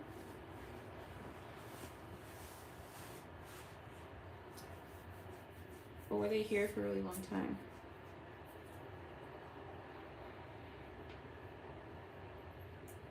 Dang.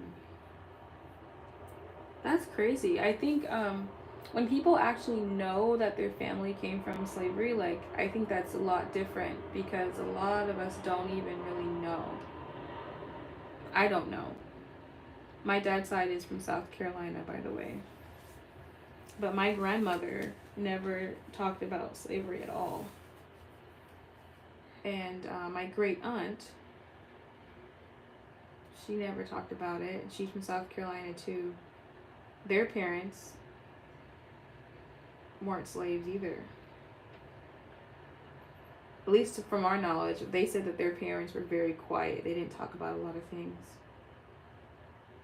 So I just think it's interesting how some families know and some families don't know. Or either some families had that story and some families don't have that story. It's a lot more complicated than I think we do. Than we think of it. Because when we think of like Black folks in America, we think, you know, everybody was a slave, but we also don't know if that was really the case for everybody, and like how we really got here and like how things really were. But for those of you who do know, I find it very, very interesting.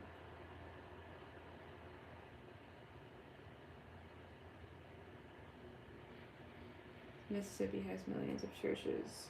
Yes, it's very Bible Belt. That's that Bible Belt.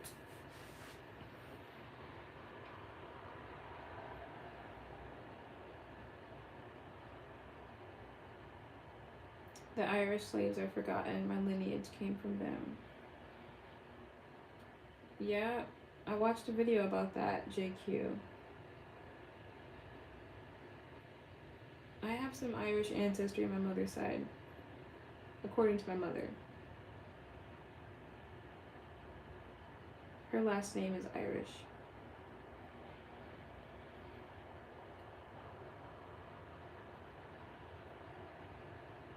There's actually a lot of slave groups in the United States. We just don't really talk about it. I'm really interested in the day that the true American history comes out, because I don't think we really know what really happened.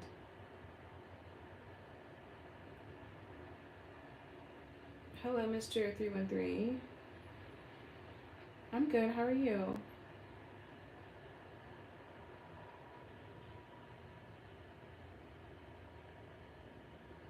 Exactly, Rob. That's my thing. I think only 20% of the richest Caucasians were able to buy slaves. Right. So the thing about it is that, I don't know, I have my theories on this. I really, really do. And obviously some of it has come from just reading certain documents, but it's true. Most of the I'm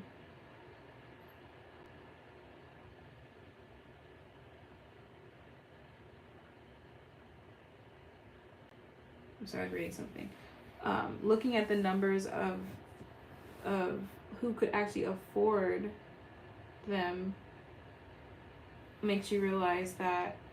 That's why I say I know all of us don't come from that line of, like, we're not all Black people in America are not descendants of slaves. And so because if you don't know, like, you know, like maybe only one side of your family came from that but the other side didn't, and then like the freed ones and the non-freed ones had children and had your great grandparents, and then you know, so then it gets complicated, and it's like it just seems a lot more complicated than we've been kind of talking about it. We've been like putting everybody in one box. Oh, all of this, all of that. It all happened like this, it all happened like that. But it's way more complicated.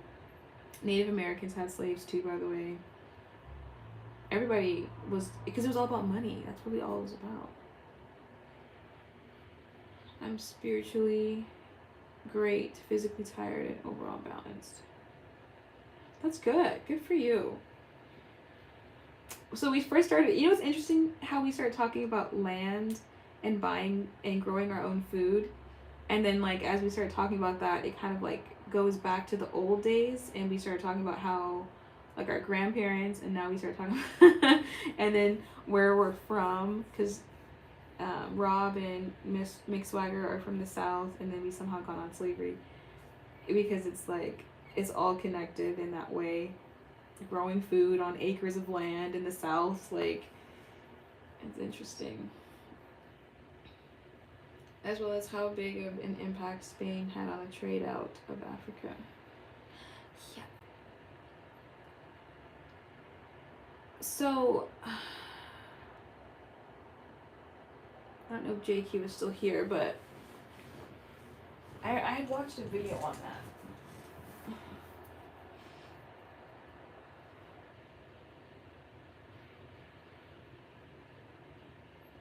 Uh-oh, Rob shaking the table.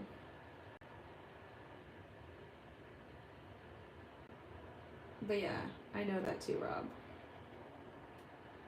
I think a lot of us know it, but when we say it, we kind of get castrated for it. But it just depends on how you say it, right? If you say that, it sounds like you're trying to be something else, right? Like, because a lot of people are getting on the internet and saying, oh, we're this, we're actually this, we're that. And they're confused, but at the same time, I think they have an inkling that what we were taught is not 100% accurate.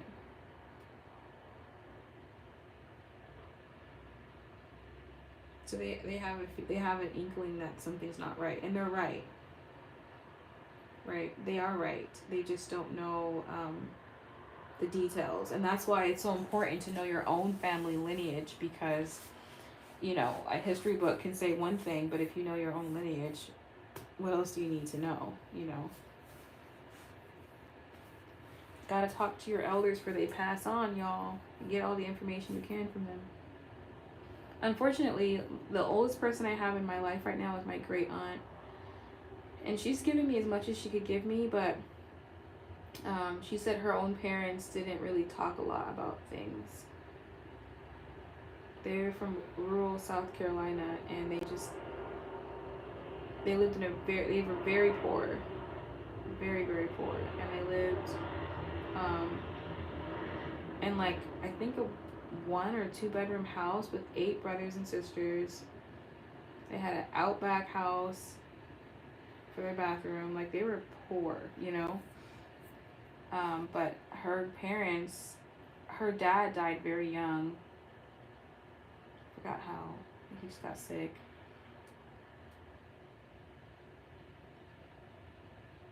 And he was very cold and stern, and he just didn't talk much. Her mother was a little bit more, conversational. She was also half Blackfoot. And I'm not one of those black people who do that, okay? Just take my word for it. Just saying. But that's as much as we know, because her parents didn't talk a whole lot.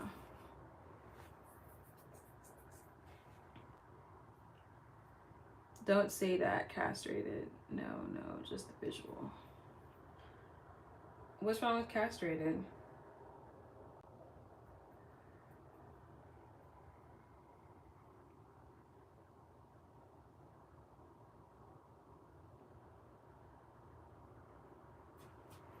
So, mixed swagger, Europeans destroyed a lot, but also other groups did too. So, what I understand,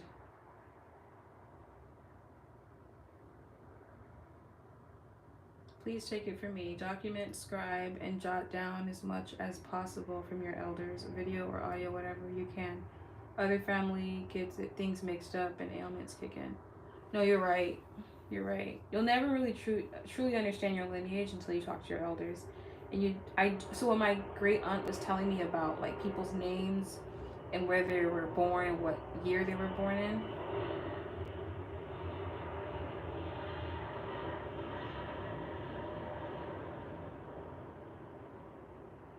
I had to put that plane pass. That was annoyingly loud. I was documenting it in my phone.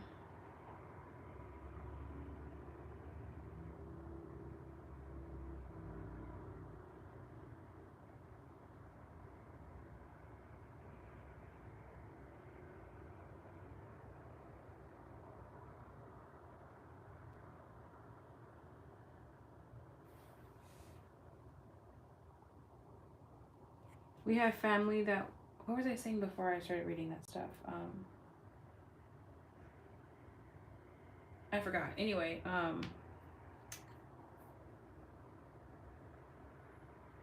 but Rob, think about what you just said, and that sometimes that like rings an alarm in my head, where that last part you said, We have family that went to South Carolina in slavery, but the ones up there couldn't keep records of family history because their slave owners would kill them or sell them off. Why would people want to keep you from having record of your family history?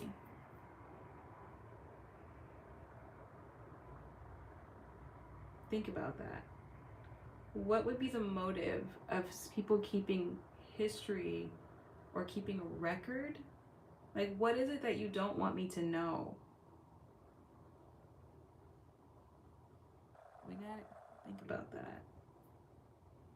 What exactly do you not want me to know?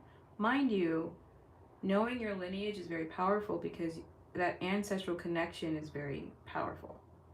If you know your ancestors are, you feel far more connected, you feel a lot more grounded and rooted. And it's a spiritual thing, it really is. And I think they know that. But on top of that, why would you? You guys, I've been thinking about this a lot. Why on God's green earth would you try to keep people from having record of their family history? What are you hiding? Something, you're hiding something. And I feel it spiritually. Something's not right. I know it, I feel it. They're hiding something. I just gotta figure out what it is.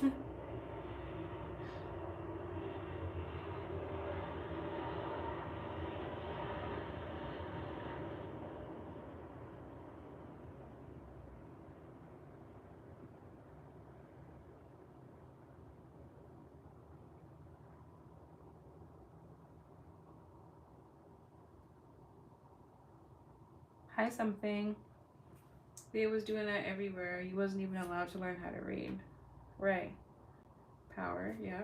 They didn't want them to know we was already here before them. I'm starting to think that's what it is. I don't want to jump to conclusions. I don't want to be biased. But, there's, people don't do things for no reason. People don't do that stuff for no reason. Everything is strategy and highly calculated, especially with certain groups of people. They're very calculated in how they try to do things, steal your identity, warp things. It's insane. So, like, the question is, what are you hiding? To cover things up, slave owners wouldn't accept that you could read or write anything in the first place. So the records were technically property of the owners, not the individuals. Take your time and think, hon.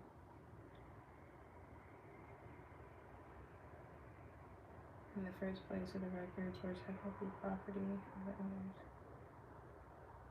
Right, but that's not what I'm getting at, though. Like, yeah, of course they're gonna, but that's not answering the question. The records were technically property of the owners, yes, but why? Why do you need to have ownership of not just the individual but also their records? Come on now. They're hiding. I'm not hiding myself. I know when I said that something, I thought, oh, I'm saying his name. They're hiding something. Or her name. I don't know. If you knew better, you'll do better. You can rewrite a people's entire history in one generation. The way we had meetings and presentations about how to control us. You can rewrite a person's entire history in one generation, and it's scary. It's scary. Because I don't even know if what narrative we've been taught is accurate. I don't know if I believe it. But that's why it's good to have intuition. Because when you feel like something's not right, you can be like, well, hold on a minute. That doesn't really make a whole lot of sense because X, Y, and Z. I could go on and on about this because I've thought about this before. And when you're a descendant of people who come from a lot of erasure, a lot of, like us, a lot of things hidden and I guess kind of stripped away and things like that, you kind of start feeling like A, disconnected, but B, you feel like it's almost like the memory in your body starts to like recall things even though you weren't there. There's a word for that. You weren't physically there, but somehow your body and the memory, the water in your body, which stores memory and trauma, it starts to recall something and you don't know exactly what it is. That's the power of the body and intuition. So, anyway, you can see I've thought about this. So, interesting how we got on this topic. Clearly, you guys have thought about it too. And even for other groups a part of the, diaspora and stuff, I think their story is a little bit more different than what they've been told as well. So what's true and not true, Exactly. What is true and what's not true? I'll give you an example. Like, I believe that slavery happened in the United States. There's no doubt in my mind. At the same time, though, I notice how there's certain words used, like enslaved. Enslaved doesn't mean you came as a slave. That just means you were enslaved. And then people used to say, oh, we didn't land on Plymouth, Plymouth landed on us. And I thought, well, what does that mean? Like, what do you mean when you say that? Plymouth Rock, right? Or like,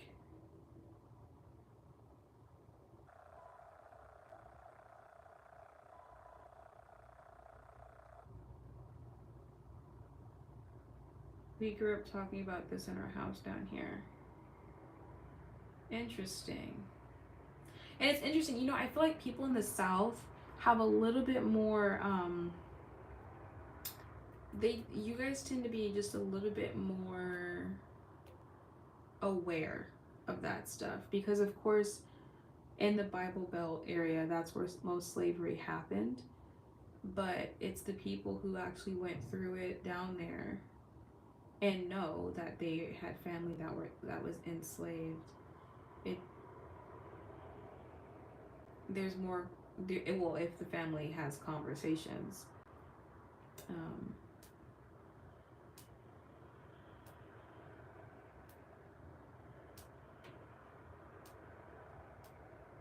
Yeah.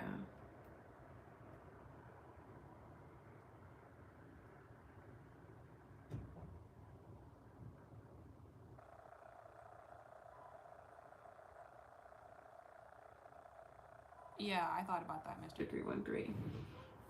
I think when they said that we didn't land on Plymouth, Plymouth landed on us was kind of like, that's the idea that we were brought here. You're right. But at the same time, though, like, I 100% believe that slavery happened. I was watching a documentary, and it's the Zora Neale Hurston documentary, and I recommend you guys watch it. And Zora Neale Hurston was a woman from the Harlem Renaissance, and pretty much she like did videos and documentaries on people in different parts of the U.S. because she was a storyteller pretty much, and she wanted to be able to document their folklore and their storytelling and just their history in the South because she grew up in like she was originally from the South, but she moved up to New York. And so she met this man who was like 83 at the time. This is like in the 40s, mind you. And the man said that he knew that his family came on a ship called the Clotilda. So, this man knew this. Like he didn't come on that ship, but he knew that his family came on a ship. So he was specifically from Africa and brought on a ship to the South.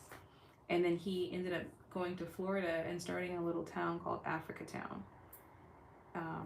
Which I don't even know still exists today, but he tried, because he's trying to preserve his culture and stuff like that. But at 83 years old in the 40s, he already knew what ship he came on. So you got and if he was, the type of person to talk to his predecessors, then they would know that too. So like whoever is a descendant of him today would probably know that, and hopefully they know that. Yeah.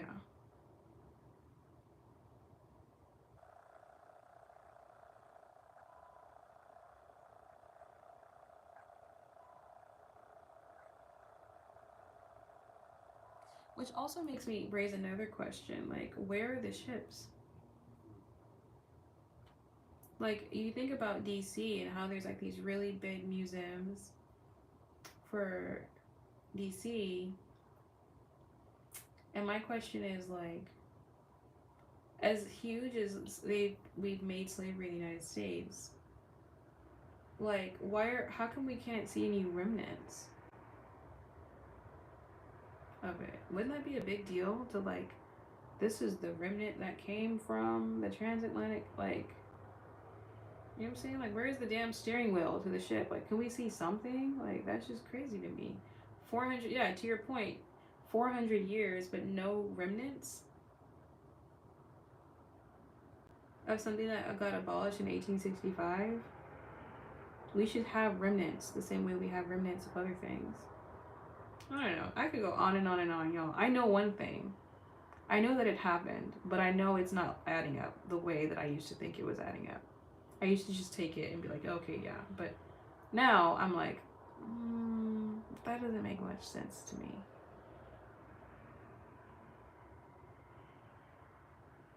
But I don't talk about it much because people call you crazy. And I don't have time to have conversation with people who call me crazy. I'm glad you guys can understand what I'm talking about, though. Hello, Martin. It's some areas in Mississippi and Alabama that still have slavery, like back in the 60s. In the 60s? They had slavery in the 60s? What the heck? Are you serious? Like what? Like, what does that look like, Rob? What would that look like today? Just imagine, though, this went on for over 400 years. Yes, 400 years. 4 centuries is a really long time. It's a really, really long time.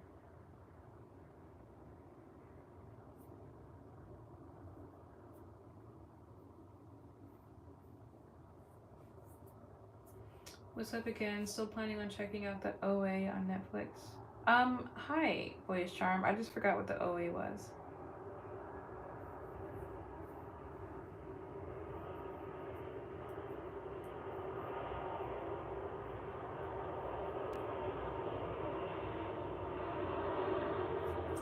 They have Africatown in Mobile, Alabama, too. Some of the ones from Florida were chased to Alabama and started that town.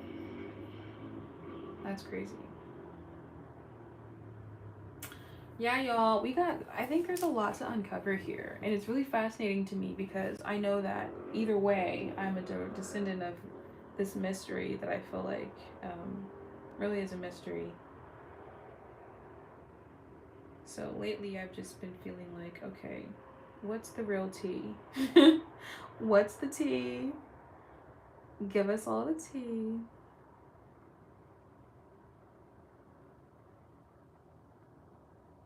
I also saw a video saying that when most of the slaves arrived from Africa to the United States, that most of them died.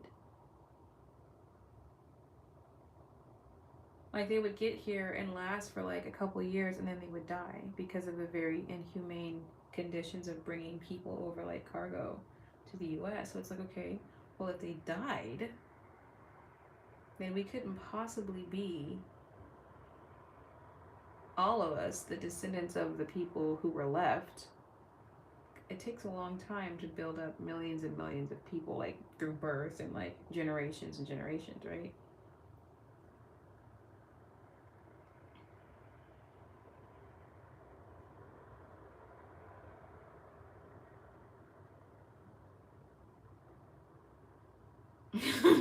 Since we're on the topic of slavery, what did you think about the movie Cloud Atlas? And the OA is a spiritual awakening show. You'll love it. But yeah, Halle Berry killed it in Cloud Atlas. I haven't even heard of Cloud Atlas. Am I able to watch that somewhere? Boyish Charm. And my computer's right here. I was watching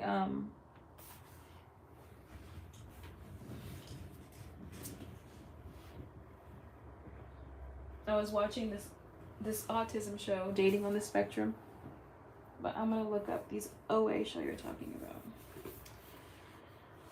Many killed themselves before they even made it here. Many died in transit. Many died through contact with others that they were handed by because all they knew were their tribes.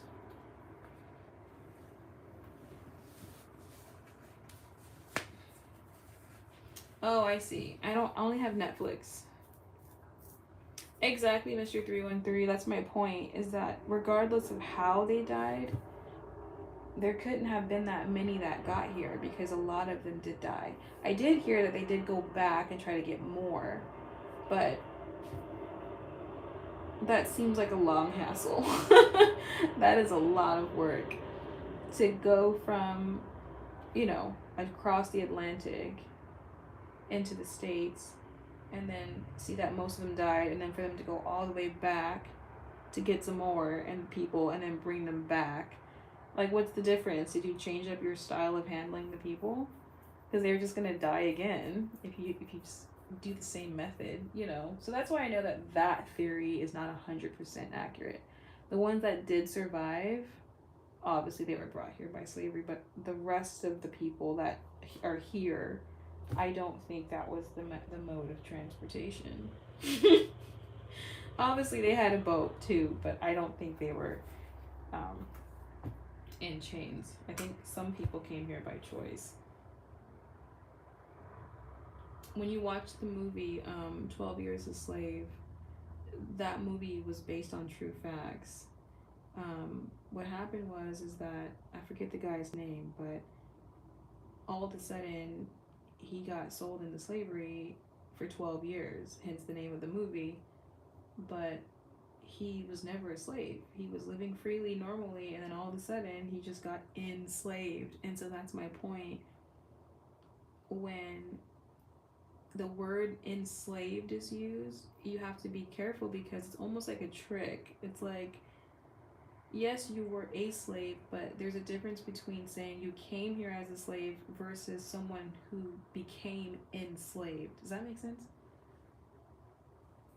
So when I used to read that in the history books at school, I used to think, why are they saying enslaved? And then they would use that word when talking about already being in the United States. And I thought, so they became enslaved once they were in the United States. That's the point that I'm like,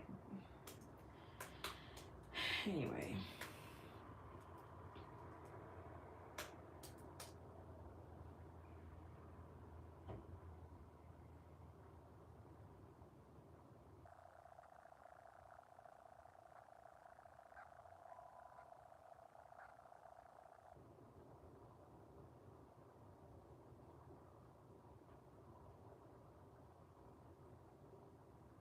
Mr. 313, like I get the statements you're making are making sense, but I don't know what you're responding to. Like, are you refuting what I'm saying? Are you agreeing with what I'm saying? I'm not following like what point you're making. Also, because I think there's a delay, so when I say something, you guys will hear it like after I said it, and I've already moved on to something else. So like, what point are you making with what you just pointed out there? Yeah, so it's over 400 years, correct. But 400 years where only some people were enslaved. Because you have to remember, before race came into the picture, it was all about class. Because classism predates racism. So in the movie 12 Years a Slave, there were very, very, very poor white people, and they became the slave catchers. Right? And then this black person who was never a slave was living his life pretty middle class. Him and his family were pretty middle class. And then it was the rich whites who kind of whispered in the ears of the poor whites, like, hey, you should actually be above that black guy over there because, I mean, you're white. And then the poor white was like, oh, yeah, you're right. And then that's how race became a thing in the United States. But it was not always a thing. It was the trickery of the upper class getting into the ears of poor whites, making them think that they were better and that they should actually have more, than a middle class or a rich black person. And then that's how that guy became enslaved, even though he didn't have a lineage of slavery. Does that make sense? So even the concept of race in the United States is a sham, because that was never how this country was operating before we knew it, before America as we knew it.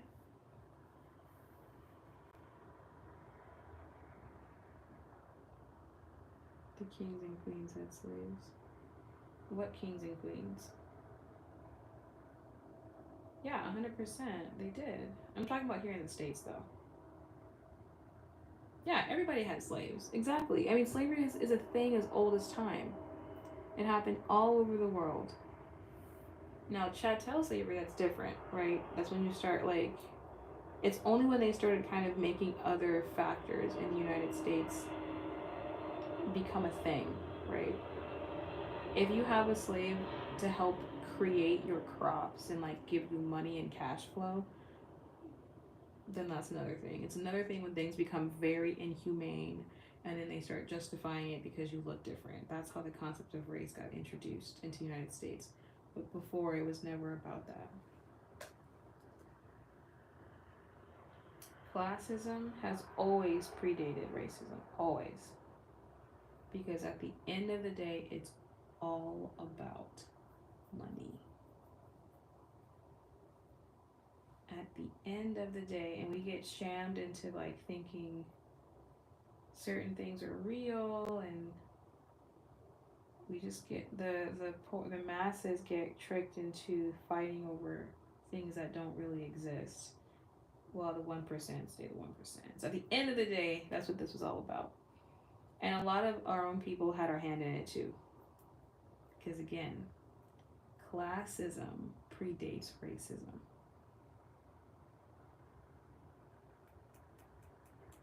It's complicated, y'all. It's not black and white. No pun intended.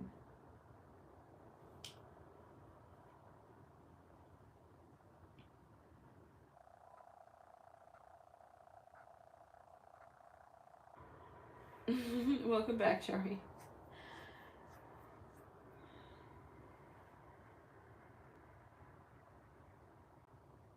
Exactly. If they can divide and conquer is the name of the game. If they can create a division between groups, then they can conquer us all. 100%. Like, I love what we were talking about earlier because it's good for us to know for ourselves. At the very, very, very, very end of the day, that's what it's all about. Plus all the other secrets they're hiding. If I can just get into that Vatican. Yo, if we get into that Vatican, we gonna start seeing, like, all types of crazy spaceships and aliens and stuff that exist, and, like, all types of crap. I don't even know if I want to see it because it's just gonna make my think my life is a lie. But, like, we really gonna get past the Matrix if we get into that Vatican. But everything, every truth you want to know is in the Vatican.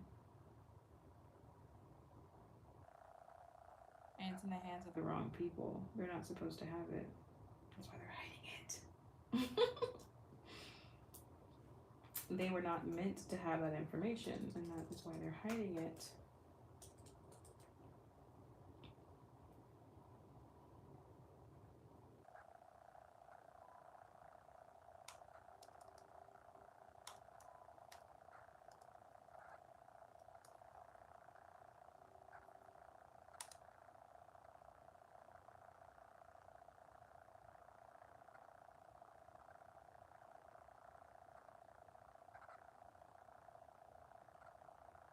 One thing I don't appreciate is when I send my invoice to my client and they don't pay me on time.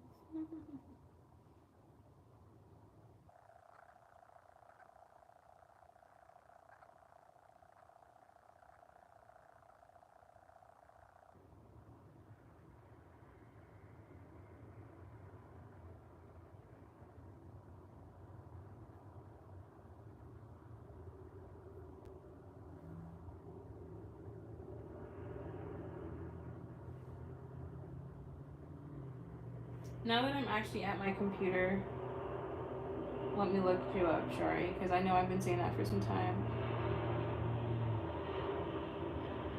I just don't like how even over the past 50 years, history has been slowly erased and altered. Sure, you can have all the documentaries and movies, but if you aren't spreading the truth. Oh, facts. Yeah, I mean, the whole plan has always been to erase. Always. That has always been the plan, unfortunately. And, yeah, it's very unfortunate. Even in, like, my city here, I'm noticing things that I used to see as a kid and, the museums and stuff about certain people that lived here and been here. Usually they were people like this, and slowly but surely it's just getting completely erased and like watered down. It's unfortunate, but you know, part of that is self-inflicted. Like we have to do a better job of preserving it, and I think that's one of our biggest weaknesses is self and cultural preservation. We do a very terrible job at that, truthfully. Very bad job. Not all of us, but most of us, because we don't know to do that, which was part of the reason for why slavery and erasure and stuff was necessary, so that you didn't even have a concept to even think about why that was necessary, why it's necessary.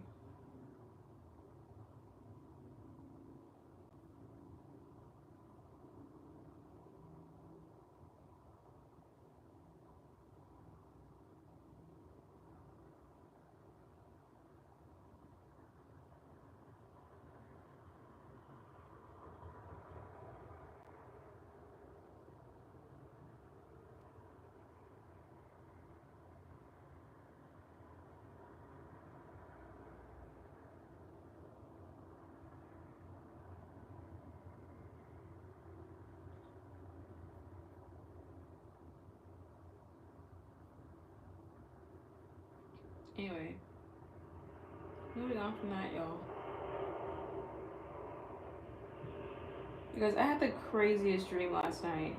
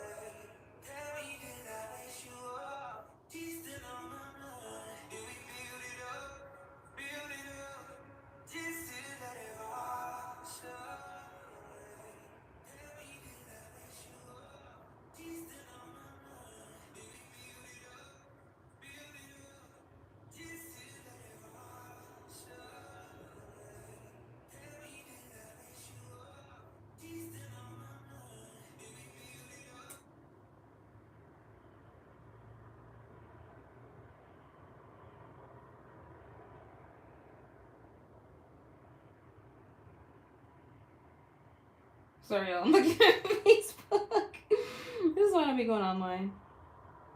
Correct. And the correct method is that it's useless. They always say if you don't learn your history, you always repeat it. Facts. And that's what I was saying earlier about the lessons that I learned. Listen, Rob. When I said that, I was really talking about what we got into today. Yes, I was talking about those individual lessons, but I was really deeply talking about what we just got into today. For the last 10 minutes. If you don't learn your history, you'll always repeat it. If you don't learn your lesson, it'll keep showing up. And I think there's a lot of things that we do. When I say we, you know what I'm talking about. We don't even realize how a lot of the things that we do are self-inflicted. Just like how a lot of the things that we do in our own personal lives are self-inflicted. And they keep showing up until you learn the lesson. And we keep crying about things, oh my god, this, that. But it's like, did you not learn the lesson? Or are you not seeing how your own self-inflicted wounds, how your own self-infliction is causing all of this? Or a huge catalyst for why it keeps making it easy. Anyway. Yo, this is why I don't get on Facebook. I be feeling like I have to catch up on everything. I haven't been on Facebook in years. Like, who are all these people? I'm being dramatic. I don't. It hasn't been years, but it absolutely has been a while. At least like 6 months. I'm sorry. I thought I unfriended her. I don't want to be friends with her anymore. I'm not trying to be rude, but there was a teacher I had.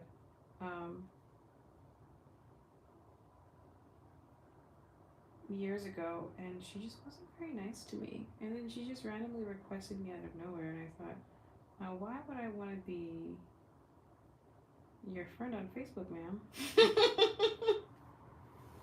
I'm not sure it'd be funny, but anyway.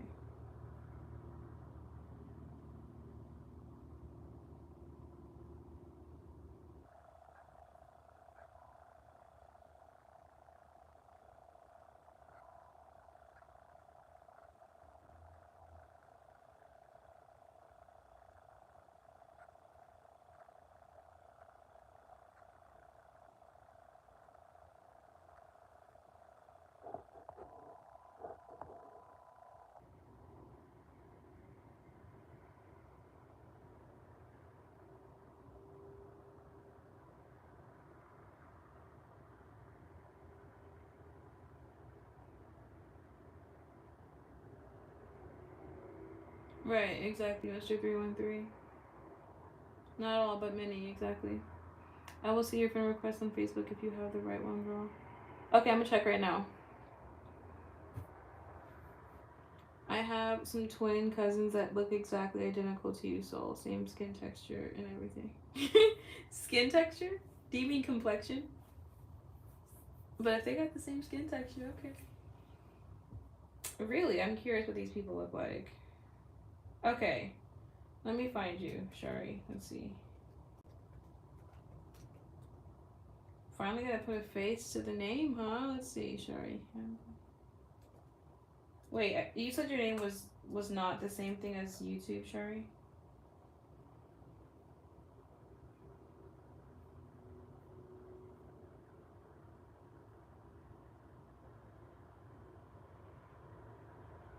Okay.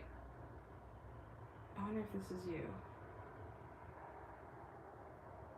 I know this person lives in Florida.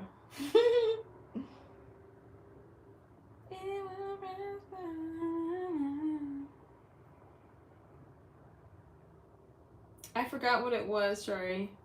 You told me, but I forgot. But now that I'm on it, you'll have to give it to me again.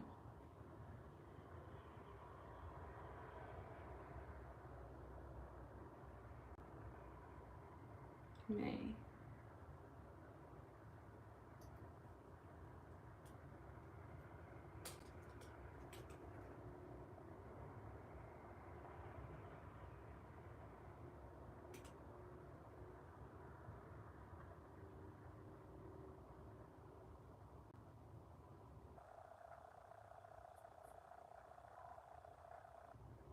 I see a Robin.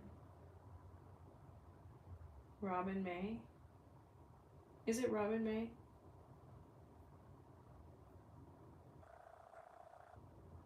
Let's see. This person lives in the UK, isn't it? From Bristol, UK.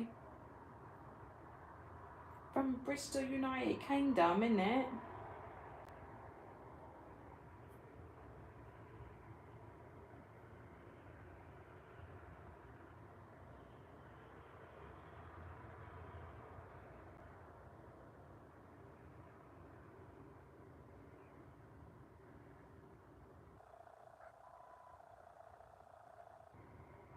I'm in a white and blue top, and my daughter's all in pink, looking at her cake. Black girls in driving school.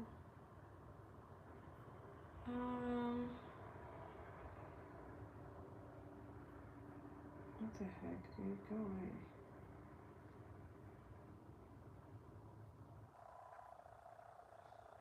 Oh.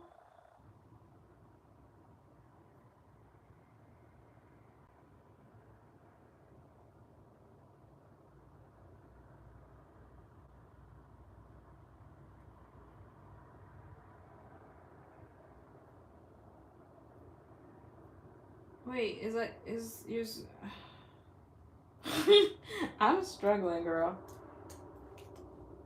Is that your first name? What you just put above your first comment, your last comment? I know you don't want everybody to know, but you gotta work with me here. It's been like a couple weeks since you last told me. Is it May Hambley?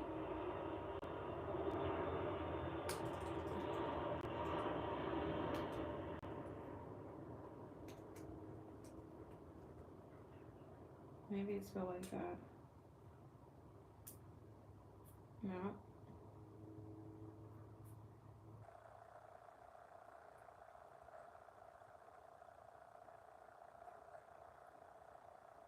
I'm not finding you, girl. Sorry. You're gonna have to give me more details if you want me to find you.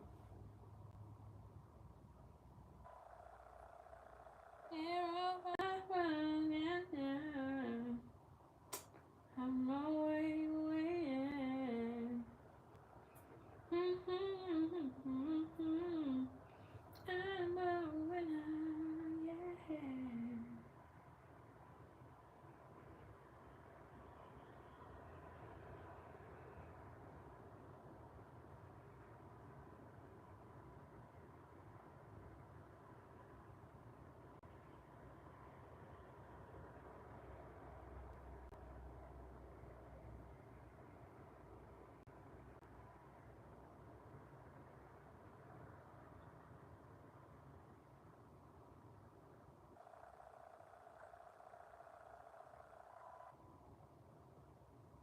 Oh, okay, let's see.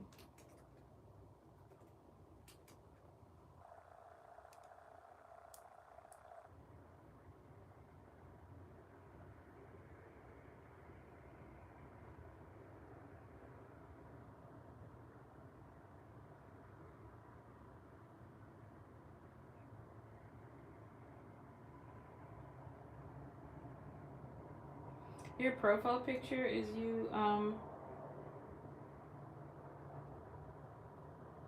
white and blue top at my daughter's on pink. Okay. There's a lot of Shari Mays around these parts. Oh, let me get the, did you say you were in, Brizzy?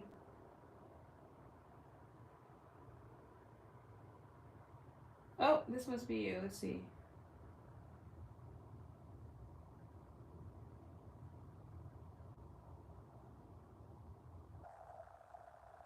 I see you with, okay, I don't know if it's you, but yes.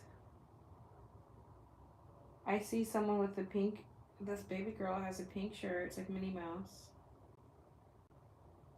Yeah, well, is it you with the nose ring?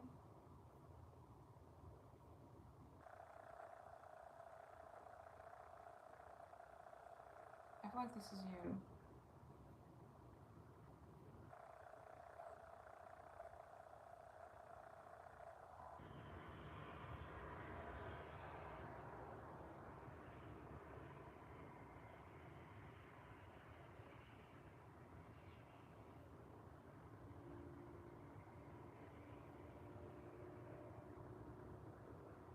Yay or nay, girl? Because I'm not about to give this person a random request. If it's not you. Let's see. Oh, wait, what about this one? Oh, I see you. You have two different pages, girl. Yeah. I see you. No, it's you. I'm gonna just add you. Well, I'll show you if you want me to. Let's see.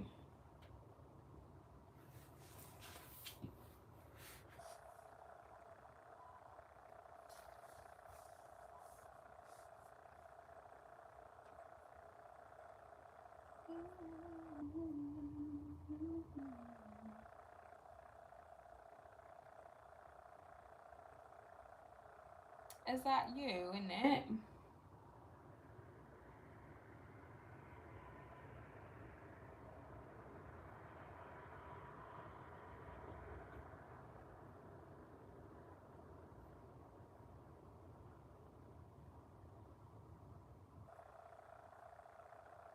Is there a delay? Did y'all see that?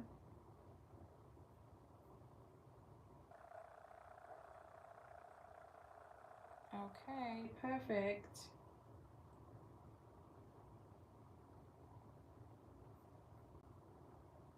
All right, cool. I'm about to send you a request. Hold up. Your daughter's so cute, by the way.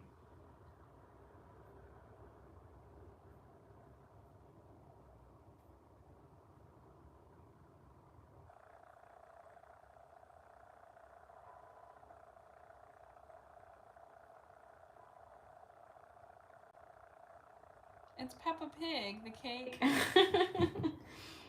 Peppa Pig.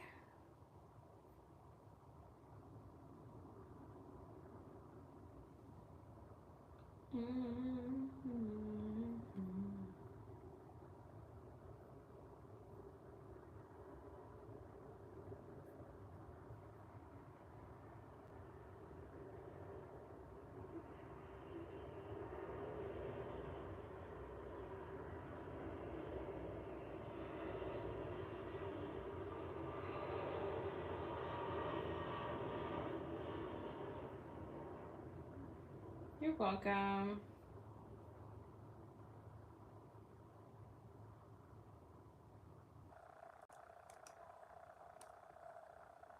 Okay, about to send you a request.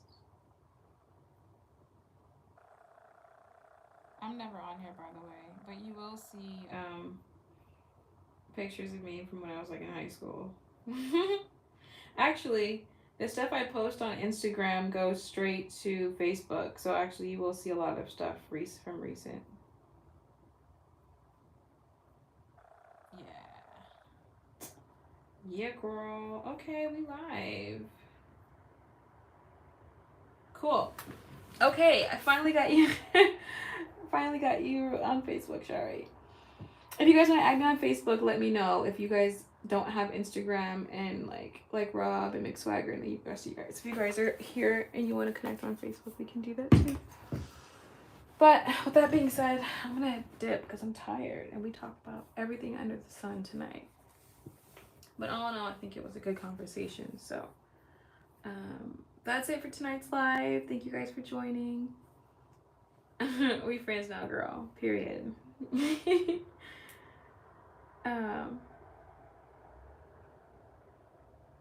Yes. So thank you. Likewise. Or have a good day. Since you guys want to be a whole day ahead of us over there.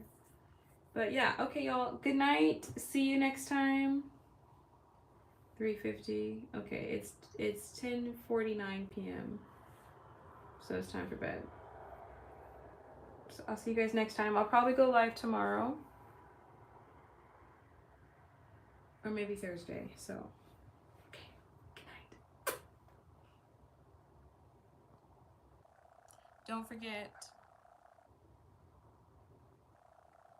the lessons we talked about today.